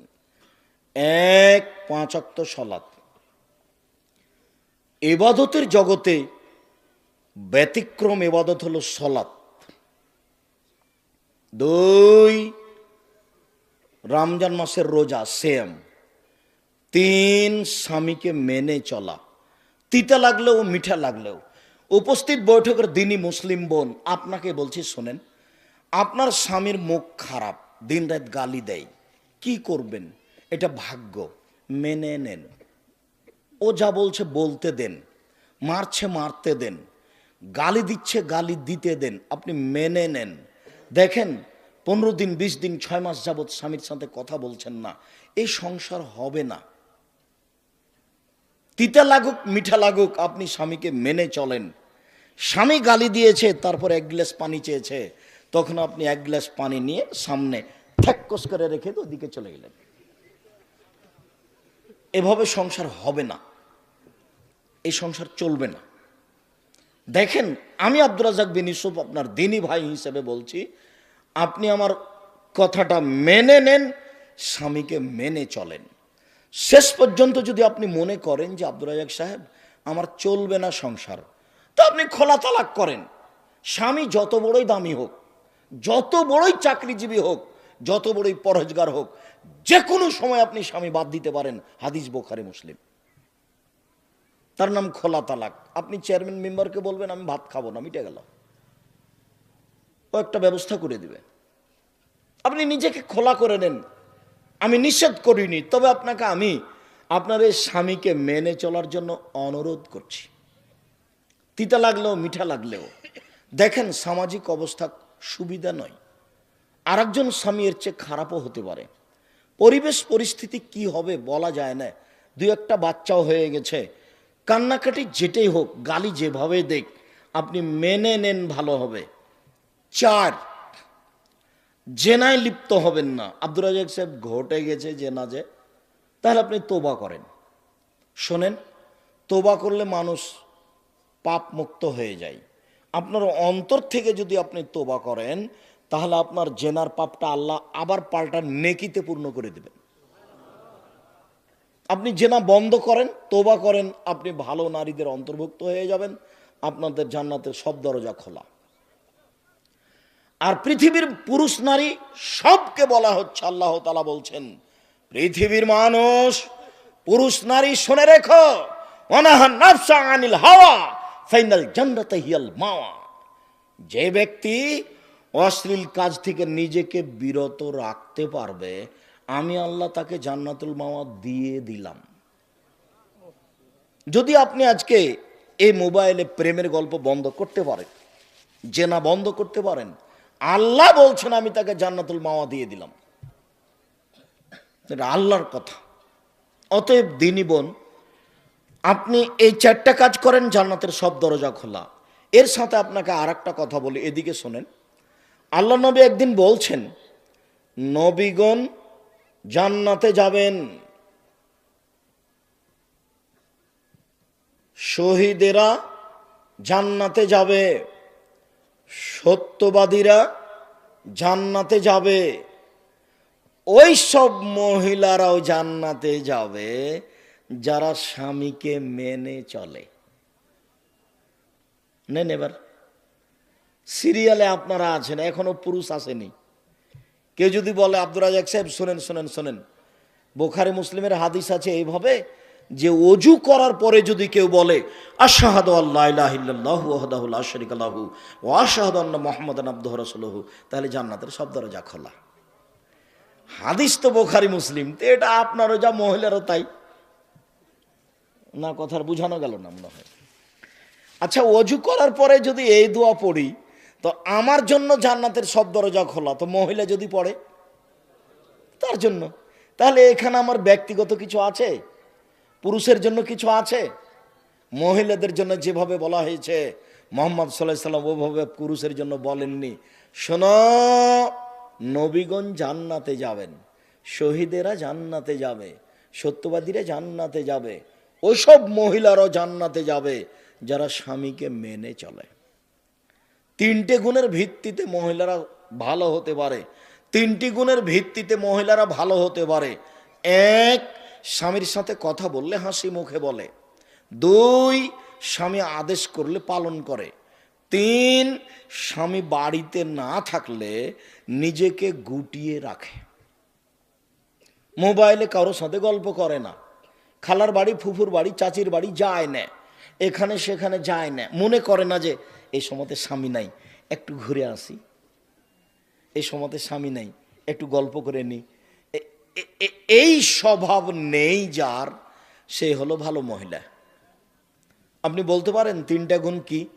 এক, ভুলে গেলেন, স্বামীর সাথে কথা বললে হাসি মুখে বলে। দুই, একটা মনে থাকে না যে স্বামী আদেশ করলে পালন করে। তিন, স্বামী বাড়িতে না থাকলে নিজেকে হেফাজতে রাখে। মনে থাকবে না? আপাতত উপস্থিত বৈঠকের দিনই মুসলিম বোন, আপনার কথা শেষ করলাম। এবার আপনাদের একটা কথা বলে আমরা দ্রুত আগিয়ে যাচ্ছি। রাসূল সাল্লাল্লাহু আলাইহি সাল্লামকে জিজ্ঞাসা করা হলো, আল্লাহর নবী, একজন স্বামী তার স্ত্রীর উপরে কি কি দায়িত্ব পালন করবে, কি করতে পারে একজন স্বামী তার স্ত্রীর? এবার আপনার পালা আসলো, তখন আল্লাহ রাসূল বলছেন, এক, আতেমাতা এমতা, তুমি যে মানের খাও বউকে সে মানের খাওয়াবা। দুই, ফাকসুহা মাক্তাসাইতা, তুমি যে মানের কাপড় পরো বউকে সে মানের পরাবা। তিন, অলা তুকাব্বে, বউকে কটু কথা বলো না, বলেও কোনোদিন স্ত্রীকে গালি দিবেন না, অমুকের বাচ্চা, অমুকের বেটি, অমুক, মুখ খুলবেন না। এই ছেলে, তোমার স্বভাব পরিবর্তনের জন্য এসেছে, আল্লাহ তোমার স্বভাবকে পরিবর্তন করুক। বেটা, দিন রাত তো স্ত্রীকে গালি দাও কেন? তোমার মুখ খারাপ কেন অত? মেয়ে রাস্তায় পড়ে আছে, মেয়ে মানুষ অনেক দামি। কিছু বোকা মহিলার কারণে আজকে মেয়েদের অবস্থা এই। মেয়ে অনেক দামি জিনিস, পৃথিবীতে এমন কোনো জিনিস নাই যেখানে শান্তি তৃপ্তি হতে পারে নারী ছাড়া। পৃথিবী এমন কোনো বিছানা নাই সেই বিছানায় শুয়ে শান্তি পেতে পারে মানুষ স্ত্রী ছাড়া। পৃথিবীতে এমন কোনো খাদ্য নেই যে খাদ্য খেয়ে মানুষ শান্তি তৃপ্তি পেতে পারে স্ত্রী ছাড়া। পৃথিবীতে এমন কোনো ব্যবস্থাপনা নেই যেখানে মানুষ শান্তি তৃপ্তি পেতে পারে স্ত্রী ছাড়া। স্ত্রী হচ্ছে পৃথিবীতে আল্লাহর পক্ষ থেকে দেওয়া শান্তি তৃপ্তির ব্যতিক্রম জিনিস। আল্লাহ তাআলা বলছেন, অমিন আইতিহান খালাকালাকুম মিন আনফুসিকুম আজওয়াজান লিতাসকুনু ইলাইহা, পৃথিবীর মানুষ, আমি তোমাদের পক্ষ থেকে তোমাদের স্ত্রীদেরকে সৃষ্টি করেছি যাতে করে তোমরা সেখানে শান্তি তৃপ্তি পেতে পারো। ও হলো শান্তির বস্তু, ও হচ্ছে তৃপ্তির বস্তু, ও হচ্ছে আনন্দের বস্তু, সর্ব ধরনের কল্যাণের সুবিধার বস্তু ও। তাহলে তুমি একে গালি দাও কোন লজ্জায়? তোমাকে তো আমি বলেছি জীবনে তুমি কোনোদিন বলবে না তোমার ঠোঁটটা মোটা। একবার যদি ঠোঁট মোটা বলো তাহলে তোমাকে 10 বছর ভালোবাসবে না। ভুলেও তুমি বলবে না তোমার রংটা কালো। একবার যদি রং কালো বলো তাহলে মনটা ছোট হয়ে যাবে, 10 বছর যাবত তোমাকে ভালোবাসবে না। তুমি খালি বলো তোমার মতো কোনো ভালো মেয়ে দেখি না, তুমি আমার চোখে সবচেয়ে সুন্দরী, তোমার চালচলন আমার কাছে খুবই ভালো, প্রশংসা করো, সারা রাত পাটি বেঁধবে। একটু প্রশংসার ভিখারি তুমি মুখ খারাপ করো কেন? শোনো সম্মানিত দিনী ভাই বোন, সবাইকে বলছি, মুরব্বী আপনাকে বলছে, আপনারও স্বভাব ভালো নয়। ছেলে মেয়ে বড় হয়ে গেছে, বৌমা বাড়িতে, তারপর আপনার একটু লজ্জা হয় না মুখ খারাপ করে স্ত্রীকে কথা বলেন? তখন বেটি লজ্জা পায়, বেটা লজ্জা পায়, বৌমা লজ্জা পায়। আপনার এই স্বভাব কেন? গালি দিয়ে আপনার অত শান্তি তৃপ্তি কেন? মুখ বন্ধ করবেন, আজকের পরে আর মুখ খুলবেন না কোনোদিন। আস্তাগফিরুল্লাহ তো বলে, আল্লাহ তোমার দরবারে তওবা করছি, আমি আর কোনোদিন স্ত্রীকে গালি দেব না। এই কথা বলে উঠবেন, মুখ খারাপ করবেন না কোনোদিন। আর মুখ খারাপের কথার উপরে ফেরেশতা আমিন বলেন। পরিবারটা এরকম হয়ে গেছে, আপনি বুঝতে পারেন না কেন আপনি মুখ খারাপ করবেন। রাসূল সাল্লাল্লাহু আলাইহি ওয়াসাল্লাম খবরদার কটু কথা বলবো না। 4 বউয়ের মুখের উপরে মারবা না, মারাই যদি লাগে কোনো সময় মুখের উপরে মারবা না। 5 এটা জরুরি, ওয়াল্লা তাতরুকা ইল্লা ফিল বাইতে, তুমি তোমার বউকে তোমার বাড়ি ছাড়া কোথাও যেতে দিবা না। তোমার বউকে তোমার বাড়ি ছাড়া কোথাও থাকতে দিবা না। ও চাচির বাড়ি যেতে পাবে না, ও খালার বাড়ি যেতে পাবে না, ও ফুফুর বাড়ি যেতে পাবে না, ও মায়ের বাড়ি যেতে পাবে না। জরুরি প্রয়োজন ছাড়া বাড়ি ত্যাগ করতে পাবে না। যদি যাই তাহলে আপনাকে যেতে হবে। ভুলেও কোনোদিন বিবাহের বাড়িতে যায় না যেন। বিবাহের বাড়িতে গেলে স্বামীর সংখ্যা বেশি হয়ে যায়। কাজেই ভুলেও কোনোদিন বিবাহের বাড়ি যেতে দিবেন না। আত্মীয় স্বজন দাওয়াত করেছে, ঠিক আছে আমি আসব, আমার ছেলেরা যাবে, আপনার বউ যাবে না। একটু পুরুষ হতে শিখেন, একটু পুরুষ। ওই যে ছোট ব্লাউজ পরে আছে, ওটা আমার বউ। ওই যে ঢং ঢং করে এসেছে আর গল্প করে এখনো দাঁড়িয়ে আছে, যান দেখাছেন, ওটা আমার বউ নয়, যান দেখাছেন দাঁড়িয়ে আছে এখন। আশ্চর্য কথা, থাকবে কেন? কেন আছে? আমি তো আসলাম তখন দেখলাম যে সরে গিয়ে আর একটা লোকের সাথে কথা বলছে। ও তো আপনার মেয়ে, না হলে আপনার বউ। কেন আছে? ও জানে না যে আব্দুর রাজ্জাক বিন ইউসুফ আজকে আসছেন? কোন সাহসে যায়, কোন সাহসে কথা বলে, হিসাব পায় না। নিজেকে পুরুষ মনে করিয়েন। প্রেসিডেন্ট আইয়ুব পাকিস্তানের উপরে কারফিউ জারি করেছেন, আর আপনি আপনার বাড়ির উপরে কারফিউ জারি করবেন। 44 ধারা জারি থাকবে বাড়িতে, তার মানে আপনি পুরুষ। চোখ যেভাবে ঘুরে বউ সেভাবে চলে, তার নাম স্বামী। চোখ যেভাবে ঘুরে বউ সেভাবে চলে, তার নাম স্বামী। চোখ যেভাবে ঘুরে বউ সেভাবে চলে, তার নাম স্বামী। কোথায় গেছিলে তুমি? না তো, আমি তো বাহির থেকে পানি আনা চাইনি, পানি নিয়ে আসতে হবে সেটা আমি বুঝবো। না তো, আমি তো তোমাকে ওখানে যেতে বলিনি, সেটা কি করতে হবে সেটা আমি বুঝবো। আমি তোমাকে উপার্জন করে খাওয়াতে পারি, আমি তোমার সুবিধা অসুবিধা বুঝতে পারি না, তুমি কি মনে করো আমাকে? পরবর্তীতে বাড়ির বাইরে তুমি পা রাখবে না, তোমাকে সতর্ক করে দিচ্ছি। রাসূল সাল্লাল্লাহু আলাইহি ওয়াসাল্লাম বলছেন, লাঠিটা ঝুলিয়ে রাখো বাড়ির সামনে। পৃথিবীর সবচেয়ে দামি মানুষ, লাঠি দিয়ে বউকে ঠিক করো, পৃথিবীর সবচেয়ে দামি মানুষ। অতএব নিজেকে পুরুষ মনে করবেন, ভুলে কোনোদিন কটু কথা বলবেন না, আর বাড়ির বাইরে কোথাও যেতে দিবেন না দুর্ঘটনা ছাড়া। যাবে জরুরি কোনো কারণে যেতে পারে। কা পুরুষের স্ত্রী এদিক ওদিকে ঘুরে বেড়াই, কা পুরুষের মেয়ে এদিক ওদিকে ঘুরে বেড়াই, পুরুষের যায় না। দিনরাত আপনাকে এই কথা বলতে বলতে আপনার সময় পার হয়ে গেল, তবে আপনি নিজেকে একটু পরিবর্তন করতে পারলেন না? আপনার পরিবার একটু পরিবর্তন হলো না? উপস্থিত বৈঠকের মুসলিম বোন, আপনাকে বলছি, দেখেন নিজে থেকে যদি আপনি না মানেন তাহলে কেউ কিছু করতে পারবে না, জাহান্নাম ধরা আছে, এইভাবে চলে জান্নাত পাওয়া যাবে না। নিজেকে গুটিয়ে নেন, মরণ তো চলে এসেছে। হঠাৎ দেখছিলেন 20 বছর, এখন দেখছেন 50 বছর। এখন দেখছেন 50 বছর, হঠাৎ দেখবেন মরণের সময় চলে এসেছে। বউ বেটি সাথে আছে কি না? আস্তাগফিরুল্লাহ ওয়াতুবু ইলাইহি বেশি ব্যবহার করবেন সব সময়। আস্তাগফিরুল্লাহ ওয়াতুবু ইলাইহি। উঠছেন, আস্তাগফিরুল্লাহ ওয়াতুবু ইলাইহি। ঘরে ঢুকছেন, আস্তাগফিরুল্লাহ ওয়াতুবু ইলাইহি। বাইরে বের হচ্ছেন, আস্তাগফিরুল্লাহ ওয়াতুবু ইলাইহি। ইস্তেগফার এই শব্দটা বেশি ব্যবহার করবেন। আরও যদি পারেন, রব্বিক ফিরিলি ওয়াতুব আলাইয়া ইন্নাকা আনতাত তাওয়াবুল গাফির, ইন্নাকা আনতাত তাওয়াবুল গাফুর, এই দোয়া পড়ার চেষ্টা করেন। এগুলো ছোট ছোট ইস্তেগফারের দোয়া। যত ইস্তেগফার করবেন বিচারের মাঠে আপনার সুবিধা তত বেশি হবে। আর এমনিতে দুনিয়াতে ক্ষমা চাইলে তো আব্দুল্লাহর মুখে শুনতে পেলাম যে উমর রাদিয়াল্লাহু তাআলা জনগণকে নিয়ে গেছেন পানি চাইতে। উল্টাভাবে বলতে হবে আল্লাহ পানি দাও। তো উমর বলছেন যে তোমরা এক কাজ করো, ক্ষমা চাও। জনগণ বলছেন ব্যাপারটা কি? এসেছি পানি চাইতে, ক্ষমা চাইবো মানে? তো বলছে দেখো আল্লাহ বলছেন যে ক্ষমা চাইলে পানি দিয়ে দিবে, আল্লাহ তো ক্ষমাই চাও, দেখি কি হয়। সম্মানিত দিনী ভাই বোন, মহান আল্লাহ বলেন, ইয়ামহাকুল্লাহুর রিবা ওয়া ইউরবিস সাদাকাত, সুদ মানুষের টাকাকে সংকুচিত করে, দান মানুষের টাকাকে বেশি করে দেয়। অত্র আয়াত প্রমাণ করে সুদ খেলে মানুষ ভিক্ষুক নিঃস্ব হবে। আজ হোক আর কাল হোক বাঁচার কোনো পথ নেই। কোটি থেকে কোটি টাকা ইনকাম করলেও আপনার চোখের সামনে টাকা হারিয়ে যাবে, অন্যথা আপনার ছেলের সামনে যাবে, নইলে আপনার নাতি পোতার সামনে যাবে। টাকা একদিন হারাবেই। সুদের টাকার শেষ পরিণত হলো ভিক্ষুক সাজা।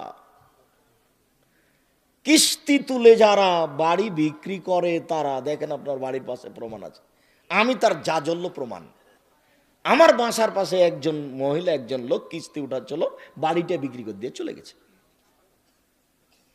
এ তো আমি বলিনি, আল্লাহ বলছেন ইয়ামহাকুল্লাহু রিবা, আল্লাহ সুদকে সংকুচিত করেন। সংকুচিতকে আল্লাহ আপনাকে ভিক্ষুক বানান। রাসূল সাল্লাল্লাহু আলাইহি সাল্লাম বলছেন, ইন্না রিবা ওয়া ইন কাসরা, যদিও সুদে টাকা বেশি দেখা যায়, ওয়া ইন্না আকিলাতুল কাল্লা, তার ফলাফল হলো নিঃস্ব। তার ফলাফল হলো নিঃস্ব।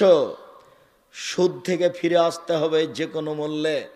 ভুলেও কোনোদিন ব্যাংক থেকে টাকা উঠিয়ে ব্যবসা বাণিজ্য শুরু করবেন না। ব্যাংক থেকে টাকা উঠিয়ে জমি কিনবেন না। ব্যাংকে চাকরি করে ভদ্রলোক, ব্যাংকে লোন নিয়ে বাড়ি বানিয়েছে, তোবা করতে হবে, ভুল হয়েছে, টাকা ফেরত দিতে হবে, ভিক্ষা করে খেতে হবে। সিদ্ধান্ত ভুল হয়েছে, বাড়ি তো 5 তলা, বউ তো খুব খুশি, আপনার জানাজাই হবে না। আল্লাহ রাসূল বলেন, এই শোনো, এই লাশের কোনো লেনদেন আছে নাকি, ঋণ আছে নাকি? জি। তাহলে আমি গেলাম, আল্লাহ রাসূল, আমি তার ঋণের পরিশোধের জিম্মেদারি নিলাম, আমি নিলাম। আচ্ছা আচ্ছা ঠিক আছে। তার মানে যার ঋণ আছে তার জানাজাই নেই। লাশকে সামনে রেখে চেয়ারম্যানের বক্তব্য চলবে না, এই কথা ঠিক। লাশকে সামনে রেখে হুজুরের বক্তব্য চলবে না, এই কথা ঠিক। তবে লাশকে সামনে রেখে হুজুর বলবেন এর কোনো ঋণ আছে কি? ঋণ থাকে যদি শহীদ হয়ে গেলেও ক্ষমা হবে না। ঋণ থাকে যদি কোনো পথ তাকে ক্ষমা করতে পারবে না। তাই তো মুহাম্মদ সাল্লাল্লাহু আলাইহি সাল্লাম সালাম ফিরার পূর্বে প্রতিদিন বলতেন, সব সময় বলতেন, আল্লাহুম্মা ইন্নী আউযু বিকা মিন আযাবি জাহান্নাম ওয়া আউযু বিকা মিন আযাবিল কবর। আল্লাহ, আমি তোমার কাছে বাঁচতে চাই কবরের শাস্তি হতে, আমি তোমার কাছে বাঁচতে চাই জাহান্নামের শাস্তি হতে।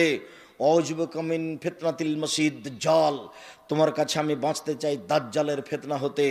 আউযু বিকা মিন ফিতনাতিল মাহি ওয়াল মামাতে, আমি তোমার কাছে বাঁচতে চাই ইহকালের বিপদ, আমি তোমার কাছে বাঁচতে চাই পরকালের বিপদ হতে। ইহকালের বিপদ হতে, পরকালের বিপদ হতে, কবরের ফিতনা হতে, দুনিয়ার ফিতনা হতে। আউযু বিকা মিনাল মাআসামি ওয়াল মাগরাম, তোমার কাছে বাঁচতে চাই আমি ঋণ কর্য হতে, তোমার কাছে বাঁচতে চাই আমি বড় পাপ হতে, তোমার কাছে বাঁচতে চাই আমি ঋণ কর্য হতে, তোমার কাছে বাঁচতে চাই আমি বড় পাপ হতে। দিন রাত তিনি ঋণ থেকে বাঁচতে চাইতেন। আল্লাহ আমার জন্য ঋণ না হয়, আল্লাহ আমার জন্য ঋণ না হয়। আপনার মাথায় কিভাবে বুদ্ধি আসলো, গোবর ঢুকলো যে আপনি ব্যাংক থেকে লোন নিয়ে বাড়ি করতে গেলেন,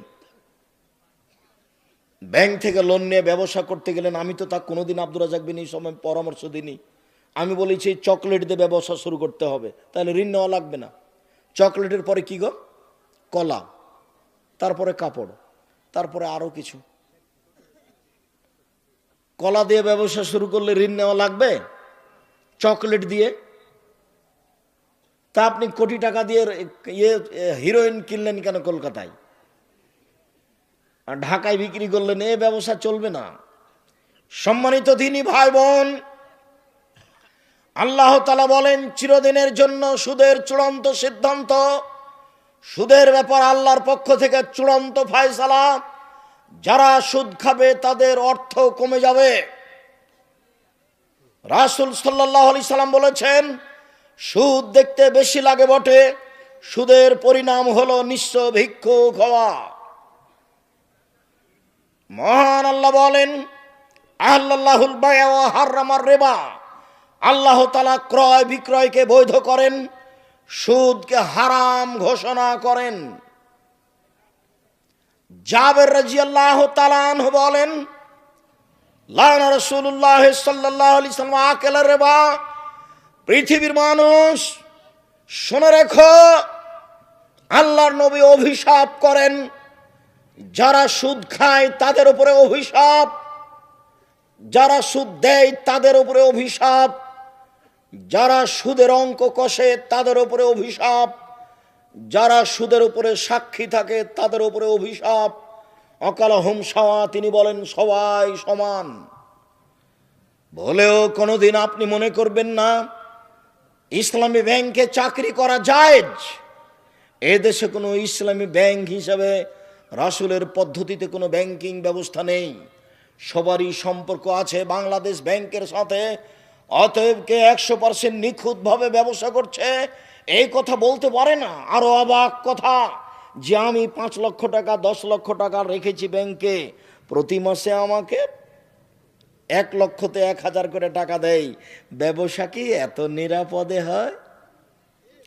ব্যবসা মানে হলো আমি সাপাহার বাজারে তরি তরকারি কিনলাম, ট্রাক ভর্তি করে নিয়ে গেলাম রাজশাহীতে বিক্রি করব বলে, রাস্তায় গাড়িটা অ্যাক্সিডেন্ট হলো, সবজি নষ্ট হয়ে গেল, তার নাম ব্যবসা।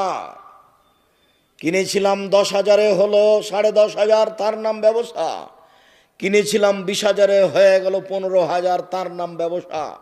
আরে নিরাপদে প্রতি মাসে আমার জন্য 10 লক্ষতে 10,000, 10 লক্ষতে 10,000, 10 লক্ষ। পাগল হয়ে গেছে। धर्म राजशाही चांपाइनबाबगंज हवाई लड्डू, दोनों हाथ में लड्डू है, जो चाहे उसको खा ले, जो चाहे उसको छोड़ दे। ভুল হিসাব ব্যবসা তো নিরাপদ হতে পারে না। অতএব এই দেশের মাটিতে ব্যাংকিং ব্যবস্থায় চাকরি করে পয়সা উপার্জন বৈধ হবে এ কথা অসম্ভব। এদেশে এমন কোন এনজিও নেই যে এনজিওতে চাকরি করে সেই পয়সা দিয়ে চাউল কিনে ভাত খেয়ে বাদাত কবুল হতে পারে। ভুল হিসাব। হুজুর যা বলেছেন তা ভুল বলেছেন। এদেশে যে সন্দেহযুক্ত ব্যবসা আছে সেই সন্দেহযুক্ত ব্যবসা ছেড়ে দিয়ে জীবিকা নির্বাহ করতে হবে। বেশি দিন বেঁচে বেশি পয়সা অবৈধভাবে উপার্জন করার চেষ্টা করিয়েন না, যেহেতু এক সময় যেতেই হবে পৃথিবী ছেড়ে। কাজে এত কিছু হিসাব করা ঠিক হবে না। এই ছেলে, আচ্ছা তোমার আব্বার কথা বলি, তোমাকে বাদ দিলাম, তোমার বাপ বেশি কষ্ট পাবে তো সেই জন্য। তো এখন তো সব জমি কিয়ার হয়ে গেছে। চাঁপাইনবাবগঞ্জে দিয়াড়ে জমি তো কিয়ার ছিল না, তো ধান জমি মেপে ধান বোনা হতো, জমি মেপে ধান কাটা হতো। তো এখন তোমার বাপ ফাঁড়ি দিচ্ছে, ফাঁড়ি বুঝো ফাঁড়ি, তো সামনে একটা ধানের থোপ পড়েছে, এটা তোমার বাপ কোন দিকে করবে? তোমার বাপ কোন দিকে করেছে জিজ্ঞাসা করিও তো। মানে জাহান্নাম চলে গেছে, তাহাজ্জুদ দিয়ে হবে না। বাপ একটা বুদ্ধি করো, আল্লাহ কিভাবে কি করেছে এখন তো হিসাব দিতে পারবো না, তো যাক 10,000, 20,000, 50,000 টাকা জামিয়া সালাফে বাইতুল হাম জামে মসজিদে দিয়ে দিলাম, আল্লাহ তুমি বাঁচাও। পথ সহজ একটা হতে পারে, নিরুপায় এই পথটা অবলম্বন করা যেতে পারে। 10-এর পয়সা ক্ষমা হওয়ার কোনো পথ নেই, আর একজনের হক ক্ষমা হওয়ার কোনো পথ এভাবে নেই। তার কাছে ক্ষমা নিতে হবে, ধান ফেরত দিতে হবে, না হলে একটা পথ অবলম্বন করলে হতে পারে পথ। আল্লাহ আলাম। সম্মানিত দিনী ভাই বোন, যত পথ আছে সুদের সব পথ বন্ধ। আব্দুল্লাহ ইবনে হানজালা গাসিল রাদিয়াল্লাহু তাআলা আনহু বলেন, রাসূল সাল্লাল্লাহু আলাইহি সাল্লাম বলেছেন, দিরহাম রিবা ইয়াকুলু রাজুলু ইয়ালাম আসাদ বিন সিত্তাত সালাসিনা জিনিয়া। কে যদি জেনে শুনে 1 টাকা সুদ 30 বার জেনা করে যত পাপ হবে, 1 টাকা সুদ খেলে তার চেয়ে বেশি পাপ হবে। সম্মানিত দিনী ভাই বোন, পাপের চেয়ে বড় আছে, তবে ভাষা এত কঠিন নেই। পাপের চেয়ে বড় আছে, তবে ভাষা এর চেয়ে কঠিন নেই। এই ছেলে, ওই যে তোমার পাশ থেকে, ওই যে আপনার পাশ থেকে লোকটা বা ছেলেটা উঠে চলে যাচ্ছে, আপনি নিষেধ করেন না? আমি তো বেশি ক্লান্ত, আমি তো এখান থেকে বের হয়ে লক্ষ্মীপুর যাব, নোয়াখালী প্রতিষ্ঠানে উঠব। আমি তো এসেছি সাতক্ষীরা থেকে, সাতক্ষীরা থেকে এসে প্রতিষ্ঠানে থেকেছি, কাজ করেছি, তারপরে জোহরের পরে ফতোয়া বোর্ডে বসেছি। আপনাদের মাসিক আল ইতেসামের ফতোয়া বোর্ড হয় প্রতি মাসে। আপনাদের একটা অতীব গুরুত্বপূর্ণ পত্রিকা আছে মাসিক আল ইতেসাম পত্রিকা। সম্মানিত দিনী ভাই বোন, সব কিছু হারিয়ে গেলে মাসিক আল ইতেসাম পত্রিকা হারায় না যেন। আমার জীবনে বড় স্বাদ, আমি এদেশের মাটিতে উন্নত মানের প্রতিষ্ঠান গড়বই গড়ব। সেটাই জামিয়া সালাফিয়া ডাঙ্গিপাড়া পবা রাজশাহী, সেটাই জামিয়া সালাফিয়া রূপগঞ্জ নারায়ণগঞ্জ ঢাকা, সেটাই জামিয়া সালাফিয়া 6 মাইল বাবুগঞ্জ বরিশাল, সেটাই জামিয়া সালাফিয়া তেঘরা বিরল দিনাজপুর, আরও অন্যান্য ডিস্ট্রিক্টে ভাবছি। আমার মনে বড় স্বাদ, আমি এদেশের মাটিতে উন্নত মানের প্রতিষ্ঠান গড়বই গড়ব ইনশাআল্লাহ। আমার কাছে টাকা পয়সা থাক আর না থাক, আমার কাছে টাকা নাই এ কথাও সত্য, এখানে প্রতিষ্ঠান গড়বে এ কথাও সত্য, ইনশাআল্লাহ গড়বেই গড়বে। জামিয়া সালাফিয়া ডাঙ্গিপাড়া পবা রাজশাহীর বায়তুল হাম জামে মসজিদে এখন পর্যন্ত খরচ হয়েছে প্রায় 10 কোটি টাকা। তা আমি তো 10 টাকারও মালিক নই। 90% জমির ওপরে মসজিদ, প্রায় 20 বিঘে জমির উপরে এই প্রতিষ্ঠান। 1700 ছাত্র এখন বোর্ডিংয়ে খায়, 800 মেয়ে এখন বোর্ডিংয়ে খায় রাজশাহীতে। 2 প্রতিষ্ঠান মিলে 3500 ছেলে মেয়ে পড়াশোনা করে, সব ভিন্ন ভিন্ন স্থানে থাকে। এখন প্রায় 20 লক্ষ টাকা মাসে বেতন লাগছে জানুয়ারি থেকে। তো 20 লক্ষ বেতন এখানে আছে? সম্মানিত দিনী ভাই বোন, এই প্রতিষ্ঠানের মুখপাত্র পত্রিকা হচ্ছে মাসিক আল ইতেসাম পত্রিকা, যার কারণে এই পত্রিকার সাথে আপনার সম্পর্ক থাকতে হবে। কাজে আপনি আমাকে ক্লান্তি দেখায়েন না। ফতোয়াবাদ শেষ করে 7:30 8টার সময় আমি গাড়িতে উঠেছি, গাড়িতে উঠে আপনার এখানে এসেছি। আমি আপনার সামনে এখন কথা বলছি, কথা বলে আমি ঢাকা জামিয়া সালাফিয়া হয়ে আমি যাব লক্ষ্মীপুর নোয়াখালী, সেখানে প্রোগ্রাম করে ফিরে জুমার খুতবা দিব কুমিল্লা ইনশাআল্লাহ। কুমিল্লা থেকে খুতবার পরে আমি যাব ব্রাহ্মণবাড়িয়া, বিবাড়িয়া ব্রাহ্মণবাড়িয়া, ওখানে প্রোগ্রাম শেষে আমি যাব সিলেট মৌলিবাজার ইনশাআল্লাহ। সিলেট মৌলিবাজার হয়ে বিমান হয়ে ঢাকা হয়ে সৈয়দপুর হয়ে দিনাজপুরে প্রোগ্রাম করে রাজশাহী ফিরবো, এই মর্মে বের হয়েছি। আপনি যদি বলেন আব্দুর রাজাক সাহেব আমি আপনার চেয়ে ক্লান্ত, তাহলে কি এটা চলবে? দয়া করে আমাকে কাজ দেখায় না কিছুক্ষণ। সম্মানিত দিনী ভাই বোন, আর আপোষে কোনো কথা বলবেন না, আপনাকে বলছি। আর এরপরে আপনি আপনার স্ত্রীকে বলে দিন যেন চিল্লাচিল্লি না করে, ঢং যেন না দেখায়, একবারে মুখ বন্ধ করে ছেলেকে কোলে নিবে, মুখ বন্ধ করে, মুখ খুলে যেন কিছু না বলে। আর ছেলেরা তোমরা খুব সোচ্চার হও। জেনা সবচেয়ে মহাপাপ, জেনা ঘৃণিত পাপ। যেগুলো বড় বড় পাপ রয়েছে তার সবচেয়ে ঘৃণিত পাপ হলো জেনা। জেনার পাপের ভাষা এত কঠিন নয়। সবচেয়ে ঘৃণিত পাপ হলো চুরি। চুরির পাপের ভাষা এত কঠিন নয়। ঘৃণিত পাপ হলো মিথ্যা সাক্ষী। নওগাঁ জেলে 20 বছর থেকে একটা লোক আছে, নিজেই জানে না আমি কেন জেলে। ও হলো 1 নম্বর আসামি। যেদিন মারামারি হয় সেদিন ও ছিল রংপুরে, আর সাক্ষীদাতা বলছে আমি নিজ চোখে মারতে দেখেছি। অথচ যাকে মারতে দেখেছি বলছো সেদিন ওই গ্রামেই ছিল না। তাহলে কেমন সাক্ষী দিলে? এর না মিথ্যা সাক্ষী। মিথ্যা সাক্ষী দিবে যে সে জাহান্নামে যাবে। তবে ভাষা এত কঠিন নয়। পাপের জগতে সবচেয়ে বড় পাপ হলো শিরক, তবে ভাষা এত কঠিন নয়। পাপের জগতে দ্বিতীয় মহাপাপ হলো বাপ মায়ের অবাধ্য চলা, তবে ভাষা এত কঠিন নয়। অবাক ভাষা, অবাক হতে হয়। রাসূল সাল্লাল্লাহু আলাইহি সাল্লাম বলছেন, কে যদি জেনে শুনে 1 টাকা সুদ খায়, 36 বার জেনা করে যত পাপ হবে, 1 টাকা সুদ খেলে তার চেয়ে বেশি পাপ হবে, তার নাম সুদ। রাসূল সাল্লাল্লাহু আলাইহি সাল্লাম বলেন, আর রিবা সাবুনা জুজান আয়েশা রাহায়ন করজুল উম্মাহু, সুদের পাপের 17টি ভাগ রয়েছে। তার ছোট ভাগ হলো মার সাথে জেনা করলে যেমন পাপ হয়। ইন্না লিল্লাহি ওয়া ইন্না ইলাইহি রাজিউন। সুদের পাপ ছোট থেকে বড়, বড় থেকে ছোট। তার সবচেয়ে ছোট ভাগ হলো মার সাথে জেনা করলে যেমন পাপ হয়। বলেন তো কেমন ভাষা? এরকম ভাষা অন্য কোনো পাপের সাথে জড়িত নয়। এই হচ্ছে সুদের পাপ। আপনি আমার দিকে চেয়ে থাকবেন এক খেয়ালে। আমি একটা লম্বা হাদিস অনুবাদ করছি, আর কোনো ছেলে যেন আপনার পাশ থেকে না উঠে, কোনো মহিলা যেন আপোষে কথা না বলে। অল্পক্ষণে আমি কিছু অংশ অনুবাদ করে কিছু অংশ বলে শেষ করব। শুধু অনুবাদ করলে ঘন্টা যাবত লেগে যাবে। আমি এই সুদের অংশ দেখানোর জন্য একটা হাদিস অনুবাদ করছি, আপনি এক খেলে আমার দিকে চেয়ে থাকবেন।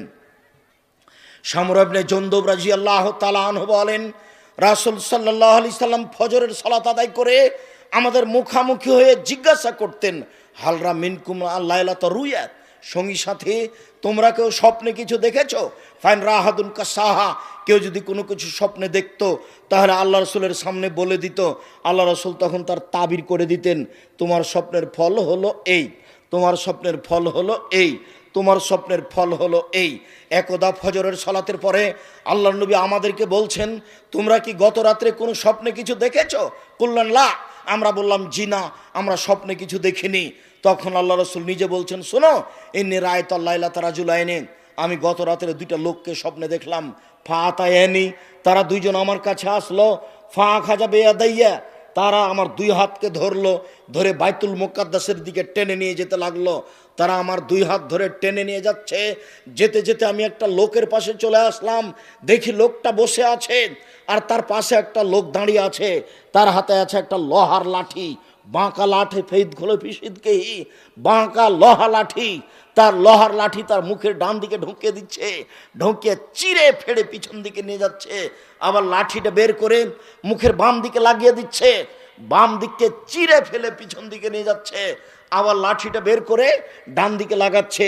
লাঠিটা আনতে না আনতে দেখে ডান দিক ঠিক হয়ে গেছে, আবার চিরে ফেলছে, আবার বাম দিকে লাগাচ্ছে। বারবার এই দৃশ্য। আমি বললাম, মা হাজা, এ কি দৃশ্য? কালা, তারা দুজন বললেন, ইনতালেক, চলতে থাকেন। ফান তালাক না, আমি কিছু না বলে আমরা চলতে থাকলাম। চলতে চলতে চলে আসলাম, দেখি একটা লোক চিত হয়ে শুয়ে আছে, আর একটা লোক পাশে দাঁড়িয়ে আছে, তার হাতে একটা পাথর আছে। ইয়াসদাকু বিরাশাহু, এই পাথর দিয়ে মারছে তার মাথার উপরে। মাথায় লেগে মাথা একবারে ভেঙে চৌচির হয়ে যাচ্ছে, পাথরটা ছিটকে চলে যাচ্ছে। লোকটি পাথরটা আনতে যাচ্ছে, এইখানে আসতে না আসতে দেখে মাথাটা ঠিক হয়ে গেছে। ফাদার আসহ কামাকানা, মাথা যেমন ছিল তেমন হয়ে গেছে। যতবারে মারে তাদা দাহাল হাজারো, পাথরটা ছিটকে চলে যায়। ফান্তালাকে এলাই হেলিয়া খোঁজাহু, ও আবার পাথর আনতে চাই, দেখে মাথা ঠিক হয়ে গেছে। দৃশ্য দেখে আমি বললাম, মা হাজা, একই দৃশ্য। কালা, তারা দুইজন বলেন, ইনতালেক, চলতে থাকেন। ফান তালাক না, কিছু না বলে চলতে থাকলাম। চলতে চলতে ফা আতাই না আল্লাহ নাকবিল মিসলি তান্নুরে, একটা গর্তের পাশে চলে আসলাম। দেখি গর্তটা চুলার মতো, তন্দুরি রুটি সিদ্ধ করার জন্য যেই চুলা থাকে সেই চুলা। ফা আলা হুসাইকুন অসফালাও অসে, তার উপর হচ্ছে সংকীর্ণ, ভিতর হচ্ছে প্রশস্ত। উপর হচ্ছে সংকীর্ণ, ভিতর হচ্ছে প্রশস্ত। তাতাওয়াক্কাদু ফিহিন নার, তার ভিতরে আগুন ধাঁধা ধাঁধা ধাঁধা করে জ্বলছে। ফাইজা ইরতাফাত ইরতাফাউ, যখন আগুন জোরে জ্বলে উঠছে তখন ভিতরে যা আছে সব উপরে চলে যাচ্ছে, মনে হচ্ছে বের হয়ে পড়ে যাবে।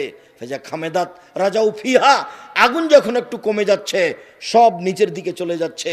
ফিহারে রিজালুন নিসান, ওরা দেখি সেখানে নারী পুরুষ উলঙ্গ অবস্থায় জমা ধরে আছে। আর যখন আগুন জোরে জ্বলে উঠছে, নারী পুরুষ একসাথে হয়ে উলঙ্গ অবস্থায় ধাঁধা ধাঁধা ধাঁধা করে উপরে চলে যাচ্ছে। আবার যখন আগুন কমে যাচ্ছে আবার নিচের দিকে চলে যাচ্ছে। আমি বললাম, মা যা, একই দৃশ্য, ছি ছি ছি ছি ছি ছি, জিবরাইল একই কথা, আরে একই কথা, পুরুষ নারী কেন উলঙ্গ হয়ে একসাথে জমা ধরে আছে, তারা কেন আগুনে এভাবে জ্বলছে, ঘটনা কি? তখন তারা দুইজন বললেন, ইনতালেক, চলতে থাকেন। ফান তালাক না, কিছু না বলে চলতে থাকলাম। চলতে চলতে দেখি একটা রক্তের নদী, নদীতে পানি নেই, শুধু রক্ত রক্ত। দেখি রক্তের নদীর পাশে একটা লোক রয়েছে আর ভিতরে একটা লোক আছে। কুল্লাম আরাদা আয়াখরাজ আরাবারাজুল ফিফিয়ে, যতবার লোকটা রক্তের নদী থেকে উঠার চেষ্টা করছে ততবার তার মুখের উপরে পাথর মেরে তাকে রক্তের নদীর ভিতরে করে দিচ্ছে। দৃশ্য দেখে আমি বললাম, মা হাজা, জিবরাইল, একই দৃশ্য, ব্যাপারটা কি? লোকটাকে এইভাবে মেরে রক্তের নদীর মাঝামাঝিতে করা হচ্ছে কেন? নদীতে কেন পানি নাই, শুধু রক্ত আর রক্ত? ঘটনা কি? তারা দুইজন বললেন ইনতালেক, চলতে থাকেন। ফানতালাক না, কিছু না বলে চলতে থাকলাম। ফা আতাইনা আলা রাউজাতিন খাজরা, চলে আসলাম একটা সবুজ বাগানে, বিশাল বাগান, ঝকঝকে টকটকে আছে সবুজ বাগান। ফিহা সাজারাতুন নাজিমা, দেখি তাতে একটা বিশাল বড় গাছ। অফিয়া আসলি সাজারে সাইকন, দেখি গাছের পাশে একটা বৃদ্ধ মানুষ বসে আছেন। অমম আউলাদুন নাসের, দেখি বৃদ্ধ মানুষের সামনে কতগুলি বাচ্চা ছেলে ছোটাছুটি দৌড়াদৌড়ি করছে। রাজুলুন কারিবুন মিনা সাজারে, গাছ থেকে একটা দূরে একটা লোক ইউকুদুন নারা, দেখি লোহার লাঠি নিয়ে আগুনকে উত্তেজিত করছে। ফাসায়দা বিয়া সাজারা, তারা দুইজন আমাকে গাছের উপর দিকে নিয়ে চলে গেল। অতখানের দাঁড়ান নিগ একটা ঘরে ঢুকিয়ে দিল। মারায় তো হাসানা কাত্ত, আমার জীবনে এত সুন্দর টকটকে ঝকঝকে ঘর জীবনে কোনোদিন দেখিনি। সেই ঘরের ভিতরে দেখি যুবক যুবতী বৃদ্ধ ছেলে মেয়ে সব ভর্তি। ফাখরা জেনে মিনহা, তারা দুজন আমাকে সে ঘর থেকে বের করে নিল, আরো উপরে নিয়ে চলে গেল, আরো উপরে নিয়ে গিয়ে একটা ঘরে ঢুকিয়ে দিল। হে আহসান আফজাল মিনহা, আরে পরের ঘরটা আগের ঘরের চেয়ে অনেক অনেক অনেক উত্তম, অনেক সুন্দর। কি আর আমি বিবরণ দিই। আমি দেখি সেখানে যুবক আর বৃদ্ধ মানুষ আছে, মহিলা নেই, ছেলে মেয়ে নেই, এটা দেখতে পাই না। শুধু দেখলাম যুবক আর বৃদ্ধ মানুষ। আমি তাদের দুজনকে বললাম আখবেরিন আমারা, আই তো শোনো, আমি যা কিছু দেখেছি আমাকে বলে দাও, আমি এগুলো কি দেখলাম। কালা নাম, তারা দুজন বলল জি হ্যাঁ, আপনাকে সব বলে দিচ্ছি। এবার আপনি আরো সতর্কতার সাথে এক খেলে চেয়ে থাকবেন। এই ছেলে, কারো গায়ে হাত রাখো না, রেডি হও। তোমাকে আমি বিরক্ত করতে আসিনি, তোমার বিরক্তির আগে আমরা আলোচনা শেষ করব। যেহেতু এখন সব দৃশ্যগুলি যেগুলো তিনি দেখলেন তার বিবরণ দেওয়া হবে। এক খেয়ালে চেয়ে তখন হাদিস বুখারী, সন্দেহের কিছু নেই। ওই যে আপনি দেখলেন যার মুখের পাশ দিয়ে লোহার লাঠি, বাঁকা লাঠি ঢুকিয়ে মুখ চিরে ফেলা হচ্ছে, রাজুলুন কাযযাব, ও হলো মিথ্যুক, মিথ্যে কথা বলতো। আজকে দোকানে বসে কটা মিথ্যে কথা বলেছেন? এই ছেলে, তুমি তো খুব ছোটাছুটি করো, মিছিল বের করো, তোমার মাথায় কিছু আছে? তোমাকেও খেতে দিবে? মানুষের বাড়িতে কাজ করে খাও, মানুষের পিছনে পড়িও না। পৃথিবী অনেক বড়, দেখো, মিথ্যে কথা ত্যাগ করো, বাকি আর কোনোদিন মুখ দিয়ে মিথ্যে কথা বলবো না। এ দেখো, আল্লাহ রসুল বলছেন এইভাবে তার মুখ চিরে ফেলা হবে বিচারের দিন পর্যন্ত। বারবার মুখকে চিরে ফেলা হবে ওর যে মিথ্যে কথা বলে। তারপর ওই যে দেখলেন একটা লোক চিত হয়ে শুয়ে আছে, পাশ থেকে পাথর দিয়ে তার মাথাকে ভেঙে ফেলে দেওয়া হচ্ছে। ফারাজুলুন আলেম, মনে হচ্ছে না হুজুর মানুষ। বক্তা হলে আরো কঠিন, হুজুর হলেই কঠিন, বক্তা আরো কঠিন। আব্দুর রাজ্জাক সাহেব, বক্তা কেন কঠিন এটা একটু বলবেন? হ্যাঁ হ্যাঁ, সেটা আপনার জানা আছে। ওই যে আল্লাহ রাসূলকে একবার জিবরাইল উপরে নিয়ে যাচ্ছিলেন, দেখলেন যে কতগুলো লোকের ঠোঁট জিভাকে আগুনের কাঁচি দিয়ে কেটে দেওয়া হচ্ছে। জিভাকে আগুনের কাঁচি দিয়ে কেটে দেয়, বিশাল কথা তো। আগুনের কাঁচি, জিভাকে কেটে দেওয়া হচ্ছে। তা আল্লাহ রাসূল তো দেখে অবাক। জিবরাইল বলে এ কি কথা, আরে মানুষের জিভাকে কেটে দেওয়া হচ্ছে কেন? মান হলে এরা কারা? তখন জিবরাইল বলছেন হাউলায়ে খুতবাউ মিন উম্মাতিক, এগুলো আপনার উম্মতের বক্তা। আমি বলেছি শতকরা 95 জন বক্তা মিথ্যুক, তবে আমি বলিনি ইনি মিথ্যুক, এ কথা আমি বলিনি। আমি বলেছি শতকরা 98 জন মুফাসসির মিথ্যুক, তবে আমি বলিনি ইনি মিথ্যুক। তোমার যদি সাহস হয় যে আমার মুফাসসির মিথ্যা কথা বলে না, তাহলে তুমি পেশ করতে পারো, আমি তোমাকে কথায় কথায় দেখাবো। শোনো, দিন রাত দেখালাম, ওই তো তাবিজের কথা নকশা করা আছে, আর মানুষের বানানো দোয়া, দোয়া খাতমিল কোরআন, কোরআন শরীফ খতমের দোয়া, আমি কিয়ামত পর্যন্ত সময় দিয়েছি। আরও সময় দিয়েছি। বর্তমানে এসে যদি 3 ফুট পর পর দাঁড়ানো প্রমাণ হয়ে যায়, তা আমি আব্দুর রাজ্জাক বিন ইউসুফ আর কোনোদিন বক্তব্য দেব না। আজ থেকে নিয়ে কিয়ামত পর্যন্ত যদি কাবা ঘরে প্রতিদিন 3 ফুট পর পর দাঁড়ায়, তবুও হবে না। মুহাম্মদ সাল্লাল্লাহু আলাইহি সাল্লামকে আবার পৃথিবীতে আসতে হবে, এসে বলতে হবে পৃথিবীর মানুষ, আমি মুহাম্মদ বলছি তোমরা 3 ফুট পর পর দাঁড়াও। সেদিন হতে পারে, তাছাড়া হবে না। যেহেতু মুহাম্মদ সাল্লাল্লাহু আলাইহি ওয়াসাল্লাম কিয়ামত পর্যন্ত আর কোনোদিন আসবেন না, এই সিদ্ধান্তের কোনোদিন পরিবর্তনও হবে না। মসজিদে মরে যাওয়া ভালো, মাঠে মরার চেয়ে কোথায় মরবো? মসজিদেই মরি। আরে সুলিও হয়নি, ফাঁসিও হয়নি। ইংরেজ সরকার আলেম ওলামাকে ধরে ফাঁসি দিত, আর ছেলে মেয়েকে বাড়ি থেকে বের করে দিয়ে বাড়িতে আগুন লাগিয়ে দিত। এটা হলো ইংরেজদের সিদ্ধান্ত। লোকটাকে কি করেছে? মাওলানা সাহেবকে ধরে কি করেছে? ফাঁসি দিয়ে দিয়েছে। আর স্ত্রী ছেলে মেয়েকে কি করেছে? বাড়ি থেকে বের করে দিয়েছে। তারপর বাড়িটাকে কি করেছে? আগুন দিয়ে জ্বালিয়ে দিয়েছে। তো ওই বেশি মাজলুম না আপনি?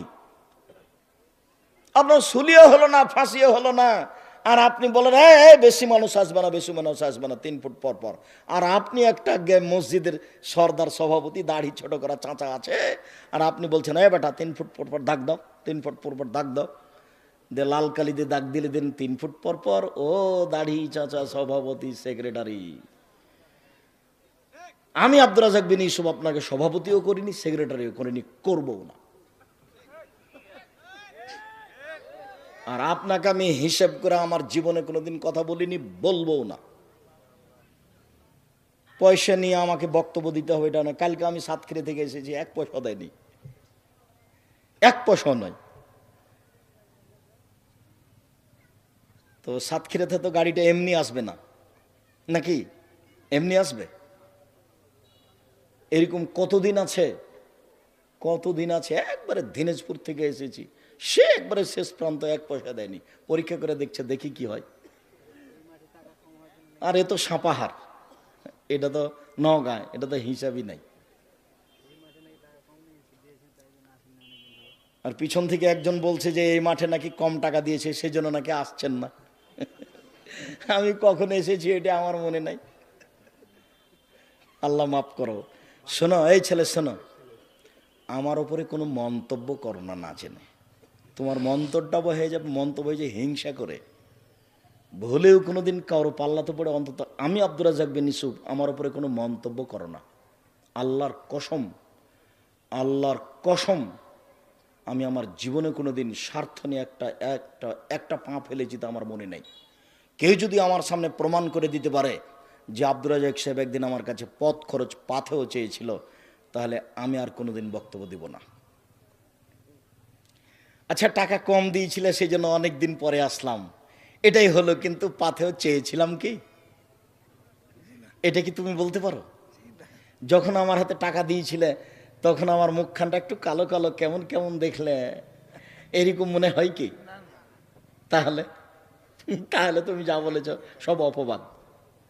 তুমি নিজেও গেছো খামাখা আর হিংসা করে আর একজনের পাল্লায় পড়ে কি করেছো তুমি? কত মানুষ আমার কাছে যেখানে সেখানে ক্ষমা চাই, মোবাইলে ক্ষমা চাই, সাক্ষাৎ হলে ক্ষমা চাই। আচ্ছা ঠিক আছে, আপনি বললেন যথেষ্ট, আল্লাহ আপনাকে মাফ করুক। সম্মানিত দ্বীনি ভাই বোন, ওই যে আপনি দেখলেন রাসূল সাল্লাল্লাহু আলাইহি সাল্লামকে বলছেন জিবরাইল, ওই যে আপনি দেখলেন মাথা ভেঙে ফেলা হচ্ছে, ও হচ্ছে মাওলানা মানুষ, জানা অনুপাতে আমল করেনি, যার কারণে শাস্তি হচ্ছে। অনেক কথা আলেমের ব্যাপারে আছে, তা আমি এখানে বলছি না, তবে উপদেশ বইয়ে পড়তে হবে, উপদেশ বই রাখা জরুরি। কে বড় ক্ষতিগ্রস্ত, কে বড় লাভবান রাখা জরুরি।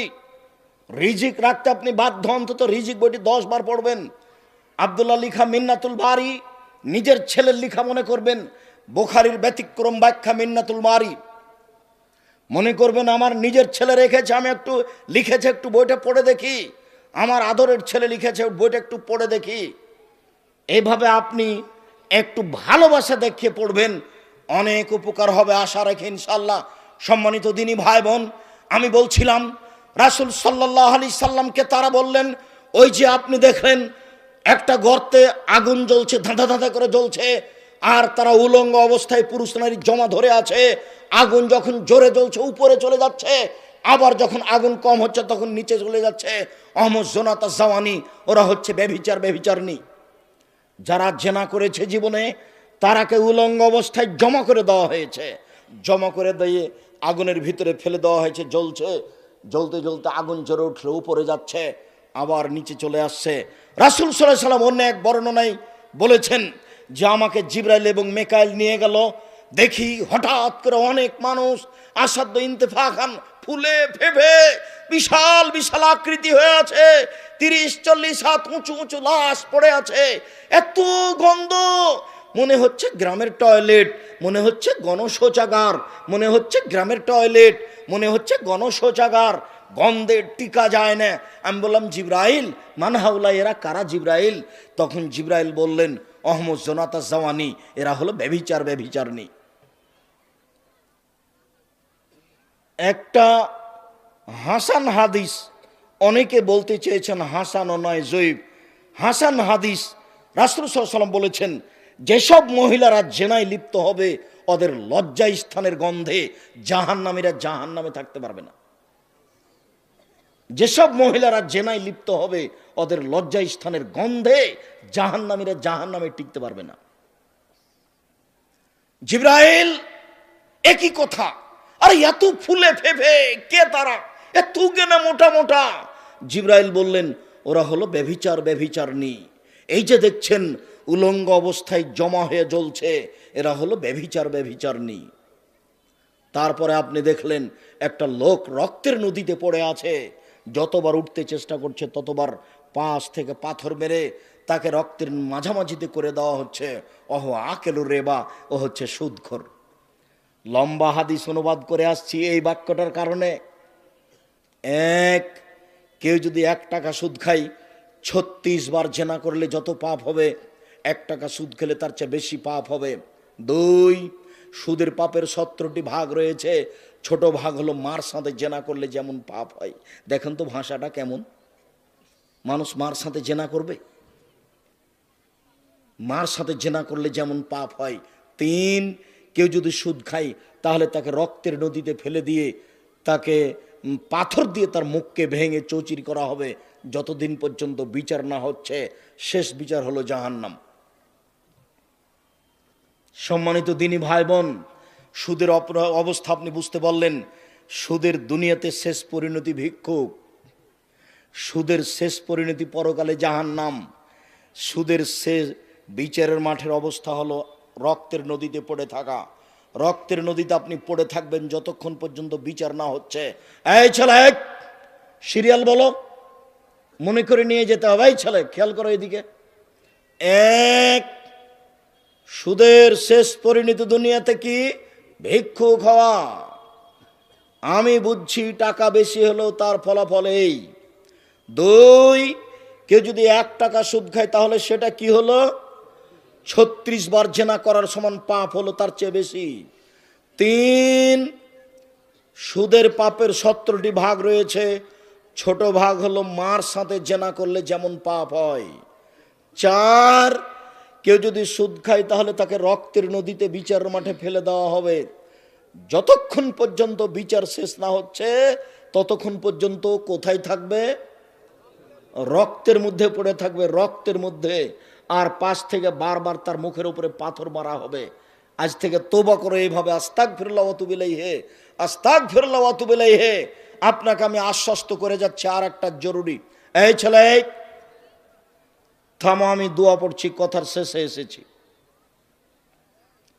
আমি আপনাকে আশ্বস্ত করছি দিনী ভাই বোন, শোনেন, আজকেই যদি তওবা করতে পারেন, আল্লাহ আমি সুদের লেনদেন বন্ধ করলাম, ইনশাল্লাহ সব পাপ ক্ষমা হয়ে যাবে। কেন? এই পাপ কার সাথে জড়িত? আল্লাহর সাথে জড়িত। কাজে নিরাশা হবেন না। এরপরে আপনি যে দেখলেন গাছের পাশে একজন বৃদ্ধ মানুষ, তিনি হচ্ছেন ইব্রাহিম আলাইহিস সালাম, সামনে কতগুলি বাচ্চা ছেলে। তারপর আপনি যে দেখছেন উনি হচ্ছেন জাহান্নামের মালিক, আগুন উত্তেজিত করছে। আমি যে আপনার ডান হাত ধরে আছি আমি হচ্ছে জিবরাইল, ইনি যে আপনার বাম হাত ধরে আছেন ইনি হচ্ছেন মেকাইল। আপনি উপর দিকে মুখ করেন, আমি করলাম। ওই যে ঘর, এটা আপনার ঘর। তখন আমাদের নবী বললেন ছেড়ে দেন, তাহলে আমি ঘরে ঢুকি। তখন তারা দুজন বললেন না না, আপনার বয়স বাকি আছে, যেদিন আপনার বয়স শেষ হয়ে যাবে সেদিন আপনি এখানে চলে আসবেন। বুখারী। সম্মানিত দিনী ভাই বোন, আমি আপনাকে সংক্ষিপ্ত বিবরণে সুদ থেকে কঠিনভাবে সতর্ক সাবধান থাকার জন্য অনুরোধ জানাচ্ছি। 5 ওয়াক্ত সালাত আদায়ের জন্য অনুরোধ জানাচ্ছি।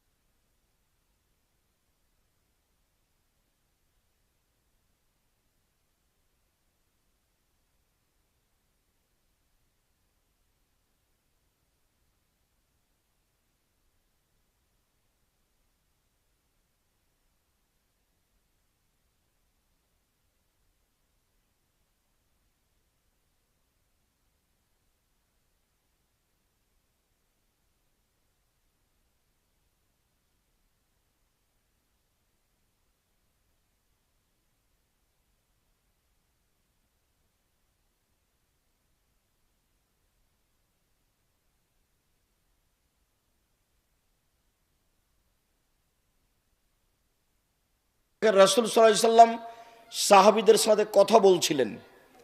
যা রাবিন ইলা নবী সাল্লাল্লাহু আলাইহি ওয়া কালা মাতা সাত, আল্লাহ রাসূল কথা বলছিলেন। রাসূল সাল্লাল্লাহু আলাইহি সাল্লাম সাহাবীদের সাথে কথা বলছিলেন। যা রাবিন ইলা নবী সাল্লাল্লাহু আলাইহি ওয়া কালা মাতা সাত, আল্লাহ রাসূল কথা বলছিলেন। হঠাৎ করে এক পল্লীন বেদুইন অশিক্ষিত মানুষ এসে আল্লাহ নবীকে বলল, কিয়ামত কবে হবে? আল্লাহ রাসূল তার উত্তর দিলেন না। তার মানে এখন রাসূলের কথা চলছে, এখন অন্য কোনো কথা নেই, কোনো গল্প নেই, কোনো কথা নেই। রাসূলের যখন কথা শেষ হয়ে গেল তখন আল্লাহ রাসূল বললেন, মানিস সাইল, কিয়ামত কবে হবে এই কথা কে জিজ্ঞাসা করে? কে? তখন লোকটি বলছে, আমি জিজ্ঞাসা করছি কিয়ামত কবে হবে। তখন রাসূল সাল্লাল্লাহু আলাইহি সাল্লাম বললেন, এজা জয়াতিল আমানাত ফান্তাজিরিস সাত, যেদিন 10-এর পয়সা ধ্বংস হবে, চেয়ারম্যান, মেম্বার, এমপি, মন্ত্রী, হেড মাওলানা, হেডমাস্টার, প্রিন্সিপাল যখন 10-এর পয়সা লুটে খাবে, সেদিন কিয়ামত হবে। তো পল্লীর মানুষ এই বাক্য বুঝতে পারলেন না, বলে কাইফা ইয়াজাতুহা, 10-এর পয়সা ধ্বংস হবে কিভাবে? আপনি তো বললেন যে 10-এর পয়সা যখন ধ্বংস হবে তখন কিয়ামত হবে, কিন্তু আমি পল্লীর অশিক্ষিত বেদুইন মানুষ, 10-এর পয়সা ধ্বংস হওয়ার কথা আমি বুঝতে পারলাম না। তখন রাসূল সাল্লাল্লাহু আলাইহি সাল্লাম বলছেন, শোনো, এই যে উসসাদাল আমরি লা গায়রি আহলিহি ফান্তাজিরিস সাত, যেদিন দায়িত্ব অযোগ্য মানুষের হাতে দেওয়া হবে, এমপি, মন্ত্রী, চেয়ারম্যান, মেম্বার, হেড মাওলানা, headmaster, vice principal, jail super, যে যেখানে দায়িত্বশীল আছেন সেই হবে অযোগ্য, সেই দিন কিয়ামত হবে। যে যেখানে দায়িত্ব পালন করে, যখন ঘটনা এরকম হবে তখন কিয়ামত হবে। মিথ্যুক দায়িত্বশীল, রাসূল সাল্লাল্লাহু আলাইহি সাল্লাম বলছেন, 3 শ্রেণীর মানুষের সাথে আল্লাহ বিচারের মাঠে কথাই বলবেন না। তোমার সাথে আমার কোনো কথাই নেই। তার এক শ্রেণীর মানুষ হচ্ছে মালিকুন কাযাব, মিথ্যুক দায়িত্বশীল। যে কোনো স্থানে, যে কোনো স্তরে, সমাজের সর্দার, গ্রাম্য সর্দার, গ্রাম্য দায়িত্বশীল, প্রিন্সিপাল, হেড মাওলানা, হেডমাস্টার, যে কোনো স্তরের দায়িত্বশীল যেদিন মিথ্যা কথা বলবে, ওর সাথে আল্লাহ কথা বলবেন না। সে এখন জানিন, বেশি বয়সে জেনা করবে যে, তার সাথে আল্লাহ বিচারের মাঠে কথা বলবেন না। ওয়াইলুল মুস্তাকবির, গরিব গৌরবী যে, তার সাথে আল্লাহ বিচারের মাঠে কথা বলবেন না। রাসূল সাল্লাল্লাহু আলাইহি সাল্লাম কথা বলার সময় খুব প্রস্তুতি নিতেন। মুআয বিন জাবাল রাদিয়াল্লাহু তাআলা আনহু বলেন, আমি একদা আল্লাহ রাসূলের পিছনে গাধার উপরে বসে আছি। মোটর সাইকেলের পরিচালক হচ্ছেন মুহাম্মদ সাল্লাল্লাহু আলাইহি সাল্লাম, তিনি নিজে গাড়ি চালাচ্ছেন গাধা, আর পিছনে যিনি, মোটর সাইকেলের পিছনে যিনি বসে আছেন, গাধার পিছনে যিনি বসে আছেন, তিনি হচ্ছেন মুআয ইবনে জাবাল রাদিয়াল্লাহু তাআলা আনহু। আল্লাহ রাসূল বললেন, মুআয। তখন মুআয ইবনে জাবাল বলছেন, লাব্বাইক ওয়া সাদাইক, জি আমি উপস্থিত, বলেন। আল্লাহ রাসূল বলছেন, মুআয লাব্বাইক ওয়া সাদাইক, জি আল্লাহ রাসূল আমি উপস্থিত, বলেন। আল্লাহ রাসূল বলছেন না কি কথা, আবার বলছেন, মুআয লাব্বাইক ওয়া সাদাইক, জি আমি আল্লাহ রাসূল আমি উপস্থিত আছি, প্রস্তুত, বলেন কি বলছেন। তিনবার আল্লাহ রাসূল রেডি করছেন তাকে। আল্লাহর নবী একটা বাক্য বলবেন সেই জন্য, একটা কথা বলবেন সেই জন্য। আর আপনি বাদাম খাবেন আর আমি আব্দুর রাজ্জাক বিন ইউসুফ কথা বলবো, আপনার স্বভাবই খারাপ। আপনি নির্বাচন করে করে একবার আপনার স্বভাব একবারে পায়খানার মতো হয়ে গেছে। আপনি একটা দিনই বৈঠকে বসে ওখানে চা খান কি করে? চা শেষ হয়ে যাবে। অবাক কথা, স্বভাব কেন এমন হবে? আমি তো আপনাকে জরুরিভাবে যখন উপদেশ দিয়েছি তখন আমি বলেছি আমার জীবনে 4টা উপদেশ থাকলো জাতির কাছে। এক, আপনার জীবনে সবচেয়ে জরুরি কাজ, এর চেয়ে গুরুত্বপূর্ণ জরুরি কাজ পৃথিবীতে নেই, সেটা হলো 5 ওয়াক্ত সালাত আদায় করা। দ্বিতীয় জরুরি কাজ হালাল রুজি খাওয়া। হালাল রুজির চেয়ে পৃথিবীতে জরুরি কোনো কাজ নেই। তৃতীয় হলো কোরআন মাজিদ তেলাওয়াত করা। 24 ঘন্টার মধ্যে অল্প সময় হলে একটু কোরআন মাজিদ পড়বেন, অন্তত সূরা ইখলাস তো পড়বেন। সূরা ইখলাস 3 বার পড়লে একবার কোরআন মাজিদ পড়ার সমান নেকি হবে। 4, দোকানপাটে বসবেন না। কেন? ওখানে 2 জন বসে আছে, আর একজনের বদনাম হচ্ছে, আপনি ওখানে যায়েন না। জরুরি উপদেশ আমি 4টা রেখেছি, তার এটা একটা। কেন আপনি দোকানে বসে আড্ডা পিটবেন, চা খাবেন? এখন আপনার শরম কেন হয় না? আপনি কি দেখাতে চাচ্ছেন? আপনার বিদ্যা বেশি এটা দেখাতে চাচ্ছেন? অর্থ সম্পদ বেশি এটা দেখাতে চাচ্ছেন? কোনটা? যেটা আপনি উল্লেখ করবেন সেটাতে আপনার টিকে থাকার কোনো পথ নেই। অতএব খুব কষ্ট করে চরম সাধনার পরে যদি কোনোদিন চলে আসি, তাহলে দয়া করে ছেলে মেয়ে ভাই বোন খালা ফুফু আত্মীয় স্বজন বাপ মা সবকে নিয়ে আসবেন, এমনকি হিন্দু আসবে। আমি তার কিছু না কিছু উপকার করবই করব ইনশাআল্লাহ।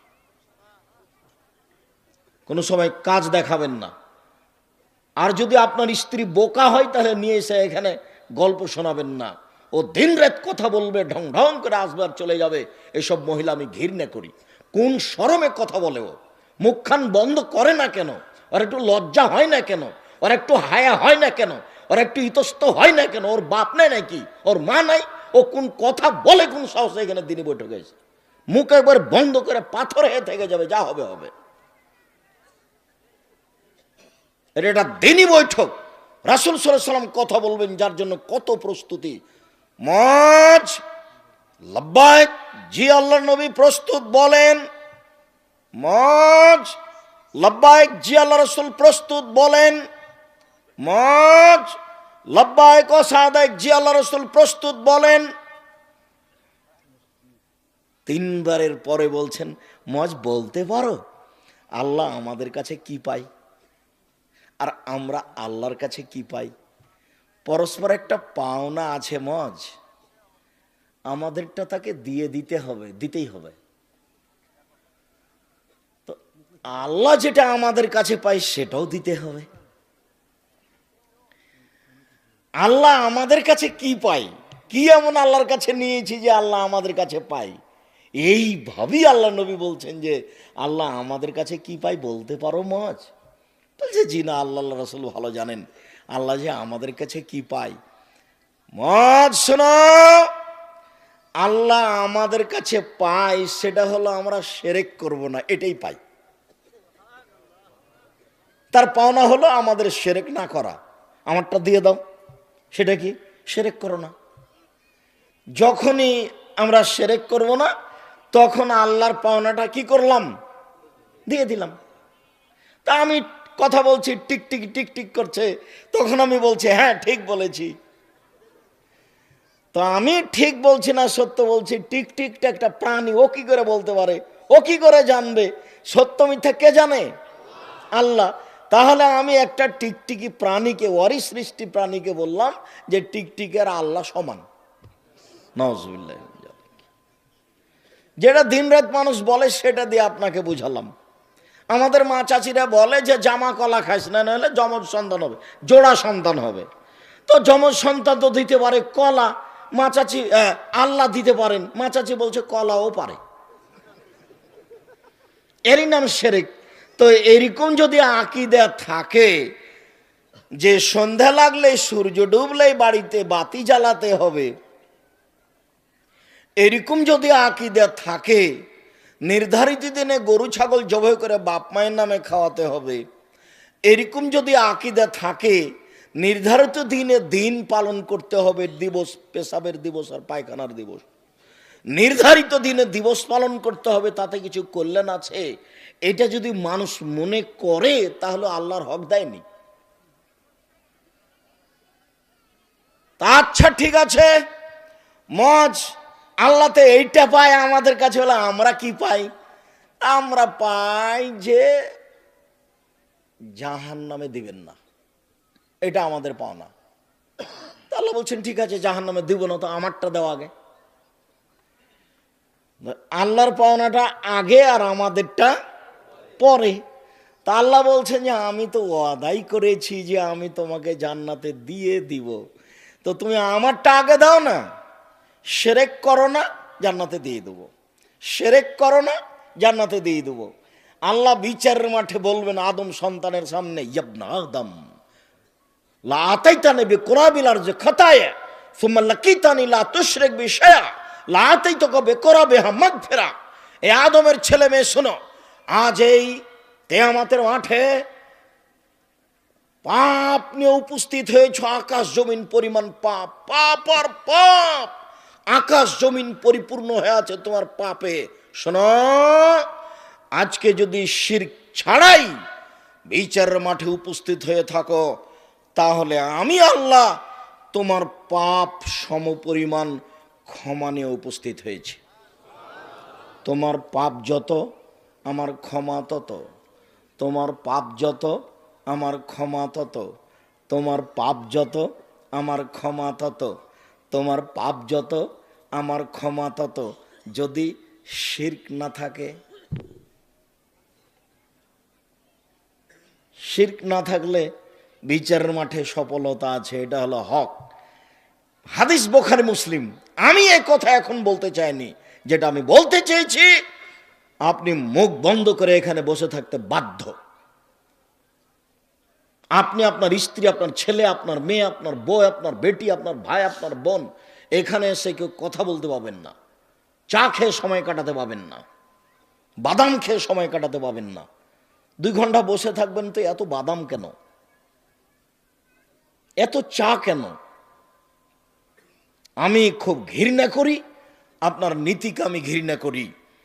একবারে পাথরের মতো হয়ে এক খেয়ালে বসে থাকেন, আপনার আমি কিছু না কিছু উপকার করবই করব ইনশাআল্লাহ।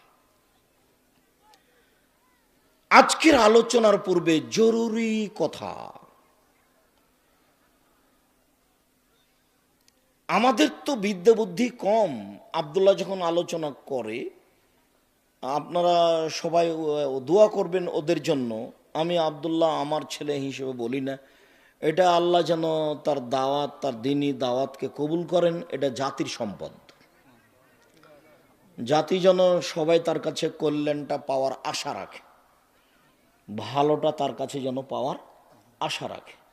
তো জাতির জনগণের আপনার যখন নিজের ছেলে হিসেবে ভালো পাবেন আশা করবেন, তখন আল্লাহ সেটা ভালো ব্যবস্থা করে দিবেন। আর আমি আমার নিজের পক্ষ থেকে বলি, তোমার তো দয়া রহমতের অভাব নাই, তুমি তো দিলেই পারো, তুমি তো সর্বশক্তিমান। তো রুজির উপরে একটা কথা, ওমামা বাহেলি রাদিয়াল্লাহু তাআলা আনহু বলেন যে আমি একদিন আল্লাহর নবীকে বললাম, আখ বিরুনি ইদখিলুল জান্নাহ, আখ বেরুনি বিআমালিন, আল্লাহর নবী আমাকে একটা আমলের কথা বলেন তো আল্লাহর নবী, যে আমল আমাকে জান্নাতে দিয়ে দিবে, যার কারণে আমি জান্নাতে চলে যাব, এমনটা আমলের কথা বলেন তো আল্লাহর নবী।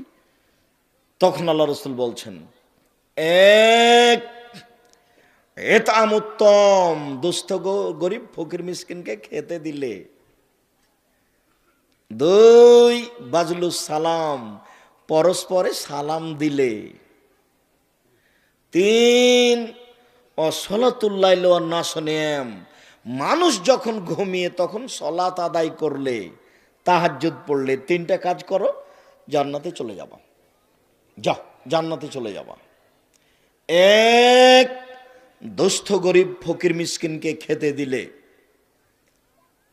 আমার ওই কথাটি বারবার বলে আপনাকে মনে করাতে চাই, আপনার স্ত্রীকে ফিরে যেতে হবে আপনার মায়ের স্বভাবে। আপনার মা 16 জনের ভাত রান্না করত ঢেঁকিতে ধান ভেঙে। আপনারা ছিলেন 10 ভাই বোন, বাড়িতে ছিল 2 জন কিষান কামলা। আপনার বাপের স্বভাব ছিল মসজিদ থেকে ফকির ধরে আনা। তাহলে 2 জন কিষান কামলা, 2 জন ফকির, আর আপনার বাপ মা, এ হলো 6, আর আপনারা 10 ভাই বোনে হলো 16। 16 জন মানুষের ভাত রান্না করতেন আপনার মা ঢেঁকিতে ধান ভেঙে। আর আপনার স্ত্রী এখন যেখানে রান্না করে সেখানে ফ্রিজ আছে, গ্যাসের চুলা আছে, সব কিছু রেডি। তারপরে আপনি 10টার সময় এসে বলছেন খালেদা একটু উঠো, মেহমান আছে, আব্দুর রাজাক সাহেব এসেছেন, একটু খানা পানি রেডি করে দিতে হয়। তখন আপনার স্ত্রী নাক সিট কিনে দিয়ে বলছে, হ্যাঁ তুমি রাতে মেহমান নিয়ে এসেছো। আমি এই স্ত্রীকে তালাক দিতে বলিনি, তবে পরামর্শ দিচ্ছি, যদি না মানে তাহলে তালাক দিতে হবে, এই কথাই ঠিক। যতক্ষণ পর্যন্ত আপনার বউ আপনার অনুকূলে না থাকবে ততক্ষণ পর্যন্ত আপনি মানুষজন ফকির মিসকিনকে খাওয়াতে পারবেন না। আপনার বাপের স্বভাব ছিল আপনার বাপের স্বভাব ছিল এশার সালাতের পরে মসজিদ থেকে যখন বের হতেন তখন দেখতেন মসজিদের মধ্যে কোনো মুসাফির আছে নাকি। জি, কে ওটা? আপনার বাড়ি কোথায়? আমার বাড়ি তো গোদাগাড়ি, আমি এদিকে একটু কাজে এসেছিলাম, তো রাত হয়ে গেছে, মসজিদে একটু উঠেছি, সকালে যাব। ও, আপনি খেয়েছেন? জি না, খাইনি, চলেন আমার সাথে। তো আপনার বাপ সাথে করে নিয়ে যে আপনার মা যা রান্না বান্না করেছে সেটা খাওয়াইছে। আপনার মা কোনোদিন ভারী মনে করেনি। এখন আপনি এসার সালাত আদায় করে কালকে যাচ্ছিলেন, তখন দেখছেন একটা মানুষ, কি খবর, আপনার বাড়ি কোথায়? আমার বাড়ি গোদাগাড়ি। কিছু খেয়েছেন রাতে? না, এখনো খায়নি। তো সাথে করে নিয়ে গেছেন, সাথে করে নিয়ে যেতে বউ এমন ধমক দিল। পরের দিন এখন দেখছেন, আজকে এসার সালাতের পরে দেখছেন একটা মুসাফির বসে আছে, তখন দেখে চুপচাপ কিছু না বলে আপনি ওই দরজা দিয়ে চলে গেলেন। ওকে কিছু বলতে পারবেন না, কেন? কালকে ধমক খেয়েছেন, আজকে আপনি মুসাফিরকে বলতে পারবেন? অসম্ভব। বউ যদি অনুকূলে না হয় ফকির মিসকিনকে খেতে দেওয়া সম্ভব নয়, এ কথাই ঠিক। ফকির মিসকিন দুস্থ গরিবকে খেতে দিতে হলে বউকে আপনার পক্ষে হতে হবে। যার কারণে আপনাকে আমি 150 চাউল রান্না করতে নিষেধ করেছি। আমি বলেছি হাফ কেজি চাউল রান্না করবেন, 1 কেজি করবেন, 3 কেজি করবেন। সারা দিন ছেলে মেয়ে হাল পরিবার খাবে, ফকিরে খাবে, রাতে গরুতে খাবে। আপনি 150 চাউল রান্না করবেন কেন? এ কোন স্বভাব? এ কোন স্বভাব? এ নোংরামি স্বভাব কেন? মেহমান এসেছে, তখন বয়ে বলছে কি করবে 150 চাউল রান্না করেছি, মেহমানকে দিল তো শেষ হয়ে যাবে, এক কাজ করো, চানাচুর বিস্কুট দেবে বিদায় করে দাও। তো দুপুরে চানাচুর বিস্কুট দিয়ে মেহমান বিদায় করতে হবে? এখন আপনার মায়ের বয়স 80 বছর, যদি আপনার বউ সিট কিনে দেয়, আপনার মা যদি বিছানায় শুয়ে থাকে, দৌড়িয়ে এসে বলবে, থাক বেটা, থাক বেটা, থাক বেটা, বউ মাকে উঠাস না বেটা, আমি খানা পানি রেডি করে দিয়েছি, গরম করে দিয়েছি, তুই মেহমানকে দে। তা 80 বছরের মহিলা পারে, 20-25 বছরের মেয়ে পারে না? আমি তালাক দিতে বলিনি, তবে পরামর্শ দিচ্ছি যে ফকির মিসকিনকে খেতে দিতে হবে, যদি বউ ঠিক না হয় তো খেতে দিতে পারবেন না, এ কথাই চূড়ান্ত। আর কোনো দিন ভাববেন না যে ফকির মিসকিনের জন্য এত চাউল রান্না করলে কি হবে, তাহলে রিজিকের বক্তব্য আব্দুল্লাহর আবার শুনতে হবে, আর না হলে রিজিকের বইটা অন্তত 10 বার পড়তে হবে। আমার বাড়ির নাম আমার মা বলে দিয়েছে এটা মেহমানখানা, আমিও বলি ঠিক আছে মা, এটা মেহমানখানা। আপনার যদি সাদ হয় যে একটা আব্দুর রাজাক সাহেবের মেহমানখানাতে গিয়ে দেখি, তো এখন তো আবার মেহমানখানাটা উঠে গেছে, তার মানে এখন তো আর আমি বাসায় থাকি না, প্রতিষ্ঠানে থাকি। তখন মনে করছি যে প্রতিষ্ঠানে প্রতি মাসে কিছু টাকা দিয়ে দিই, তাহলে মেহমান যারা খাচ্ছে ওরই মধ্যে চলে যাবে। মেহমানকে খেতে দিতে শিখতে হবে। বাড়িতে যদি 2-3 দিন ফকির এসে খেতে না চাই, তাহলে আপনি বুঝবেন উপরে মনে হয় গন্ডগোল হয়ে গেছে, নড়চড় হয়ে গেছে উপরে। ফকির কেন আসে না, ফকির কেন খেতে চায় না, এইটা আপনাকে ধারণা করতে হবে। সম্মানিত দিনী ভাই বোন, রিজিকের উপরে কথা বলতে গিয়ে জরুরি কথা এটা, দ্বিতীয় জরুরি কথা আমার দিনী বোনদের ব্যাপারে। এই মেয়ে, এই ছেলে, তোমরা দেখো, লক্ষ্য করো, এখনো গল্প বন্ধ হয় না কেন? যাও, মহিলাদের দেখার ব্যাপারে তোমরা দায়িত্ব পালন করো না? ওই মাথায় গিয়ে দেখো, কয়েকটা মেয়ে দাঁড়িয়ে আছে, গল্প করছে আর একজনের সাথে। শয়তানি করার হিসাব পায় না, নোংরামি করার হিসাব পায় না, দেবরের মোটর সাইকেলে এসেছে আবার এখানে ঢং করে। যাও ছেলে, যাও, দেখো ওখানে। মেয়েদের কথা বলা বন্ধ করো, আর একটা শরম থাকা দরকার। কতবার এক কথা বলি, মুখ বন্ধ করে থাকতে হবে আপনাকে, আপনি যতক্ষণ থাকবেন। আমি আব্দুর রাজ্জাক বিন ইউসুফ আপনার জন্য এসেছি। এ মেয়ে শোনো, আমি তোমার জন্য এসেছি। একদিন এখানে উপস্থিত করা আমার কাছে তোমার জন্য সহজ নয়, আমার জন্য সহজ নয়। একমাত্র তোমার জন্য এসেছি, তোমাকে আমি দুটো কথা শোনাবো। তুমি কেমনে ঢং ঢং করে আসলে আর চলে গেলে, তুমি কেমনে কথা বলো, তাহলে আমি তোমাকে কি বুঝাতে পারি? সম্মানিত দিনী ভাই বোন, উপস্থিত বৈঠকের মুসলিম বোন, শুনুন, আপনি 4টা কাজ করতে পারলে জান্নাতের সব দরজা খোলা। আপনার জন্য জান্নাত যত সহজ, পুরুষ মানুষের জন্য জান্নাত তত সহজ নয়। যদিও মহিলাদেরকে জাহান্নামে বেশি দেখা যায়। রাসূল সাল্লাল্লাহু আলাইহি ওয়াসাল্লাম বলছেন, আমি যখন জাহান্নাম দেখলাম তখন জাহান্নামের অধিকাংশই হচ্ছে নারী, বেশিরভাগই নারী। একথা বলেছেন, একথা ঠিক। তবে মহিলাদের জন্য জান্নাত পাওয়া যত সহজ, পুরুষ তত সহজে জান্নাত পাবে না। তার আপনাকে আমি তাদের পক্ষের কথাটাই বলি। রাসূল সাল্লাল্লাহু আলাইহি ওয়াসাল্লাম বললেন, পৃথিবীর মহিলারা শুনে রেখো, তোমরা যদি 4টা কাজ করতে পারো জান্নাতের সব দরজা খোলা। 1, সল্লাত খামসাহা, 5 ওয়াক্ত সলাত আদায় করলো, নামাজ পড়লো।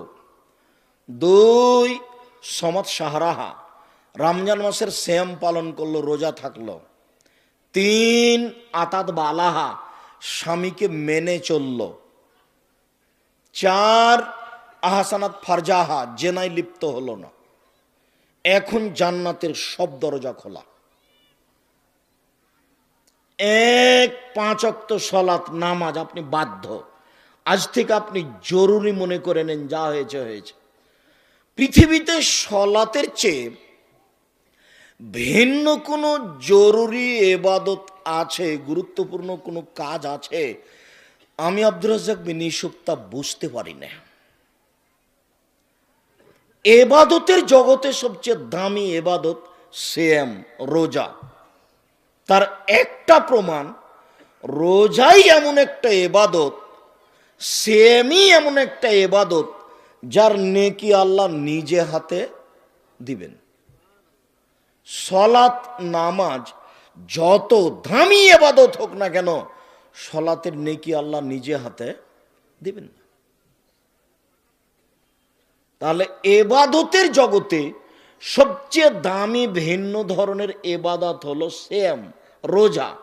এর পরেও যদি সলাত নামাজ না থাকে, তাহলে রোজার এবাদতটা আল্লাহ বিচারের মাঠে কেটে দিবেন, যা বাতিল। তাহলে সিয়ামের নেকিটা নির্ভর করে সলাতের উপরে, নামাজের উপরে। এবাদতের জগতে সবচেয়ে শক্তিশালী, পাওয়ারফুল, ক্ষমতা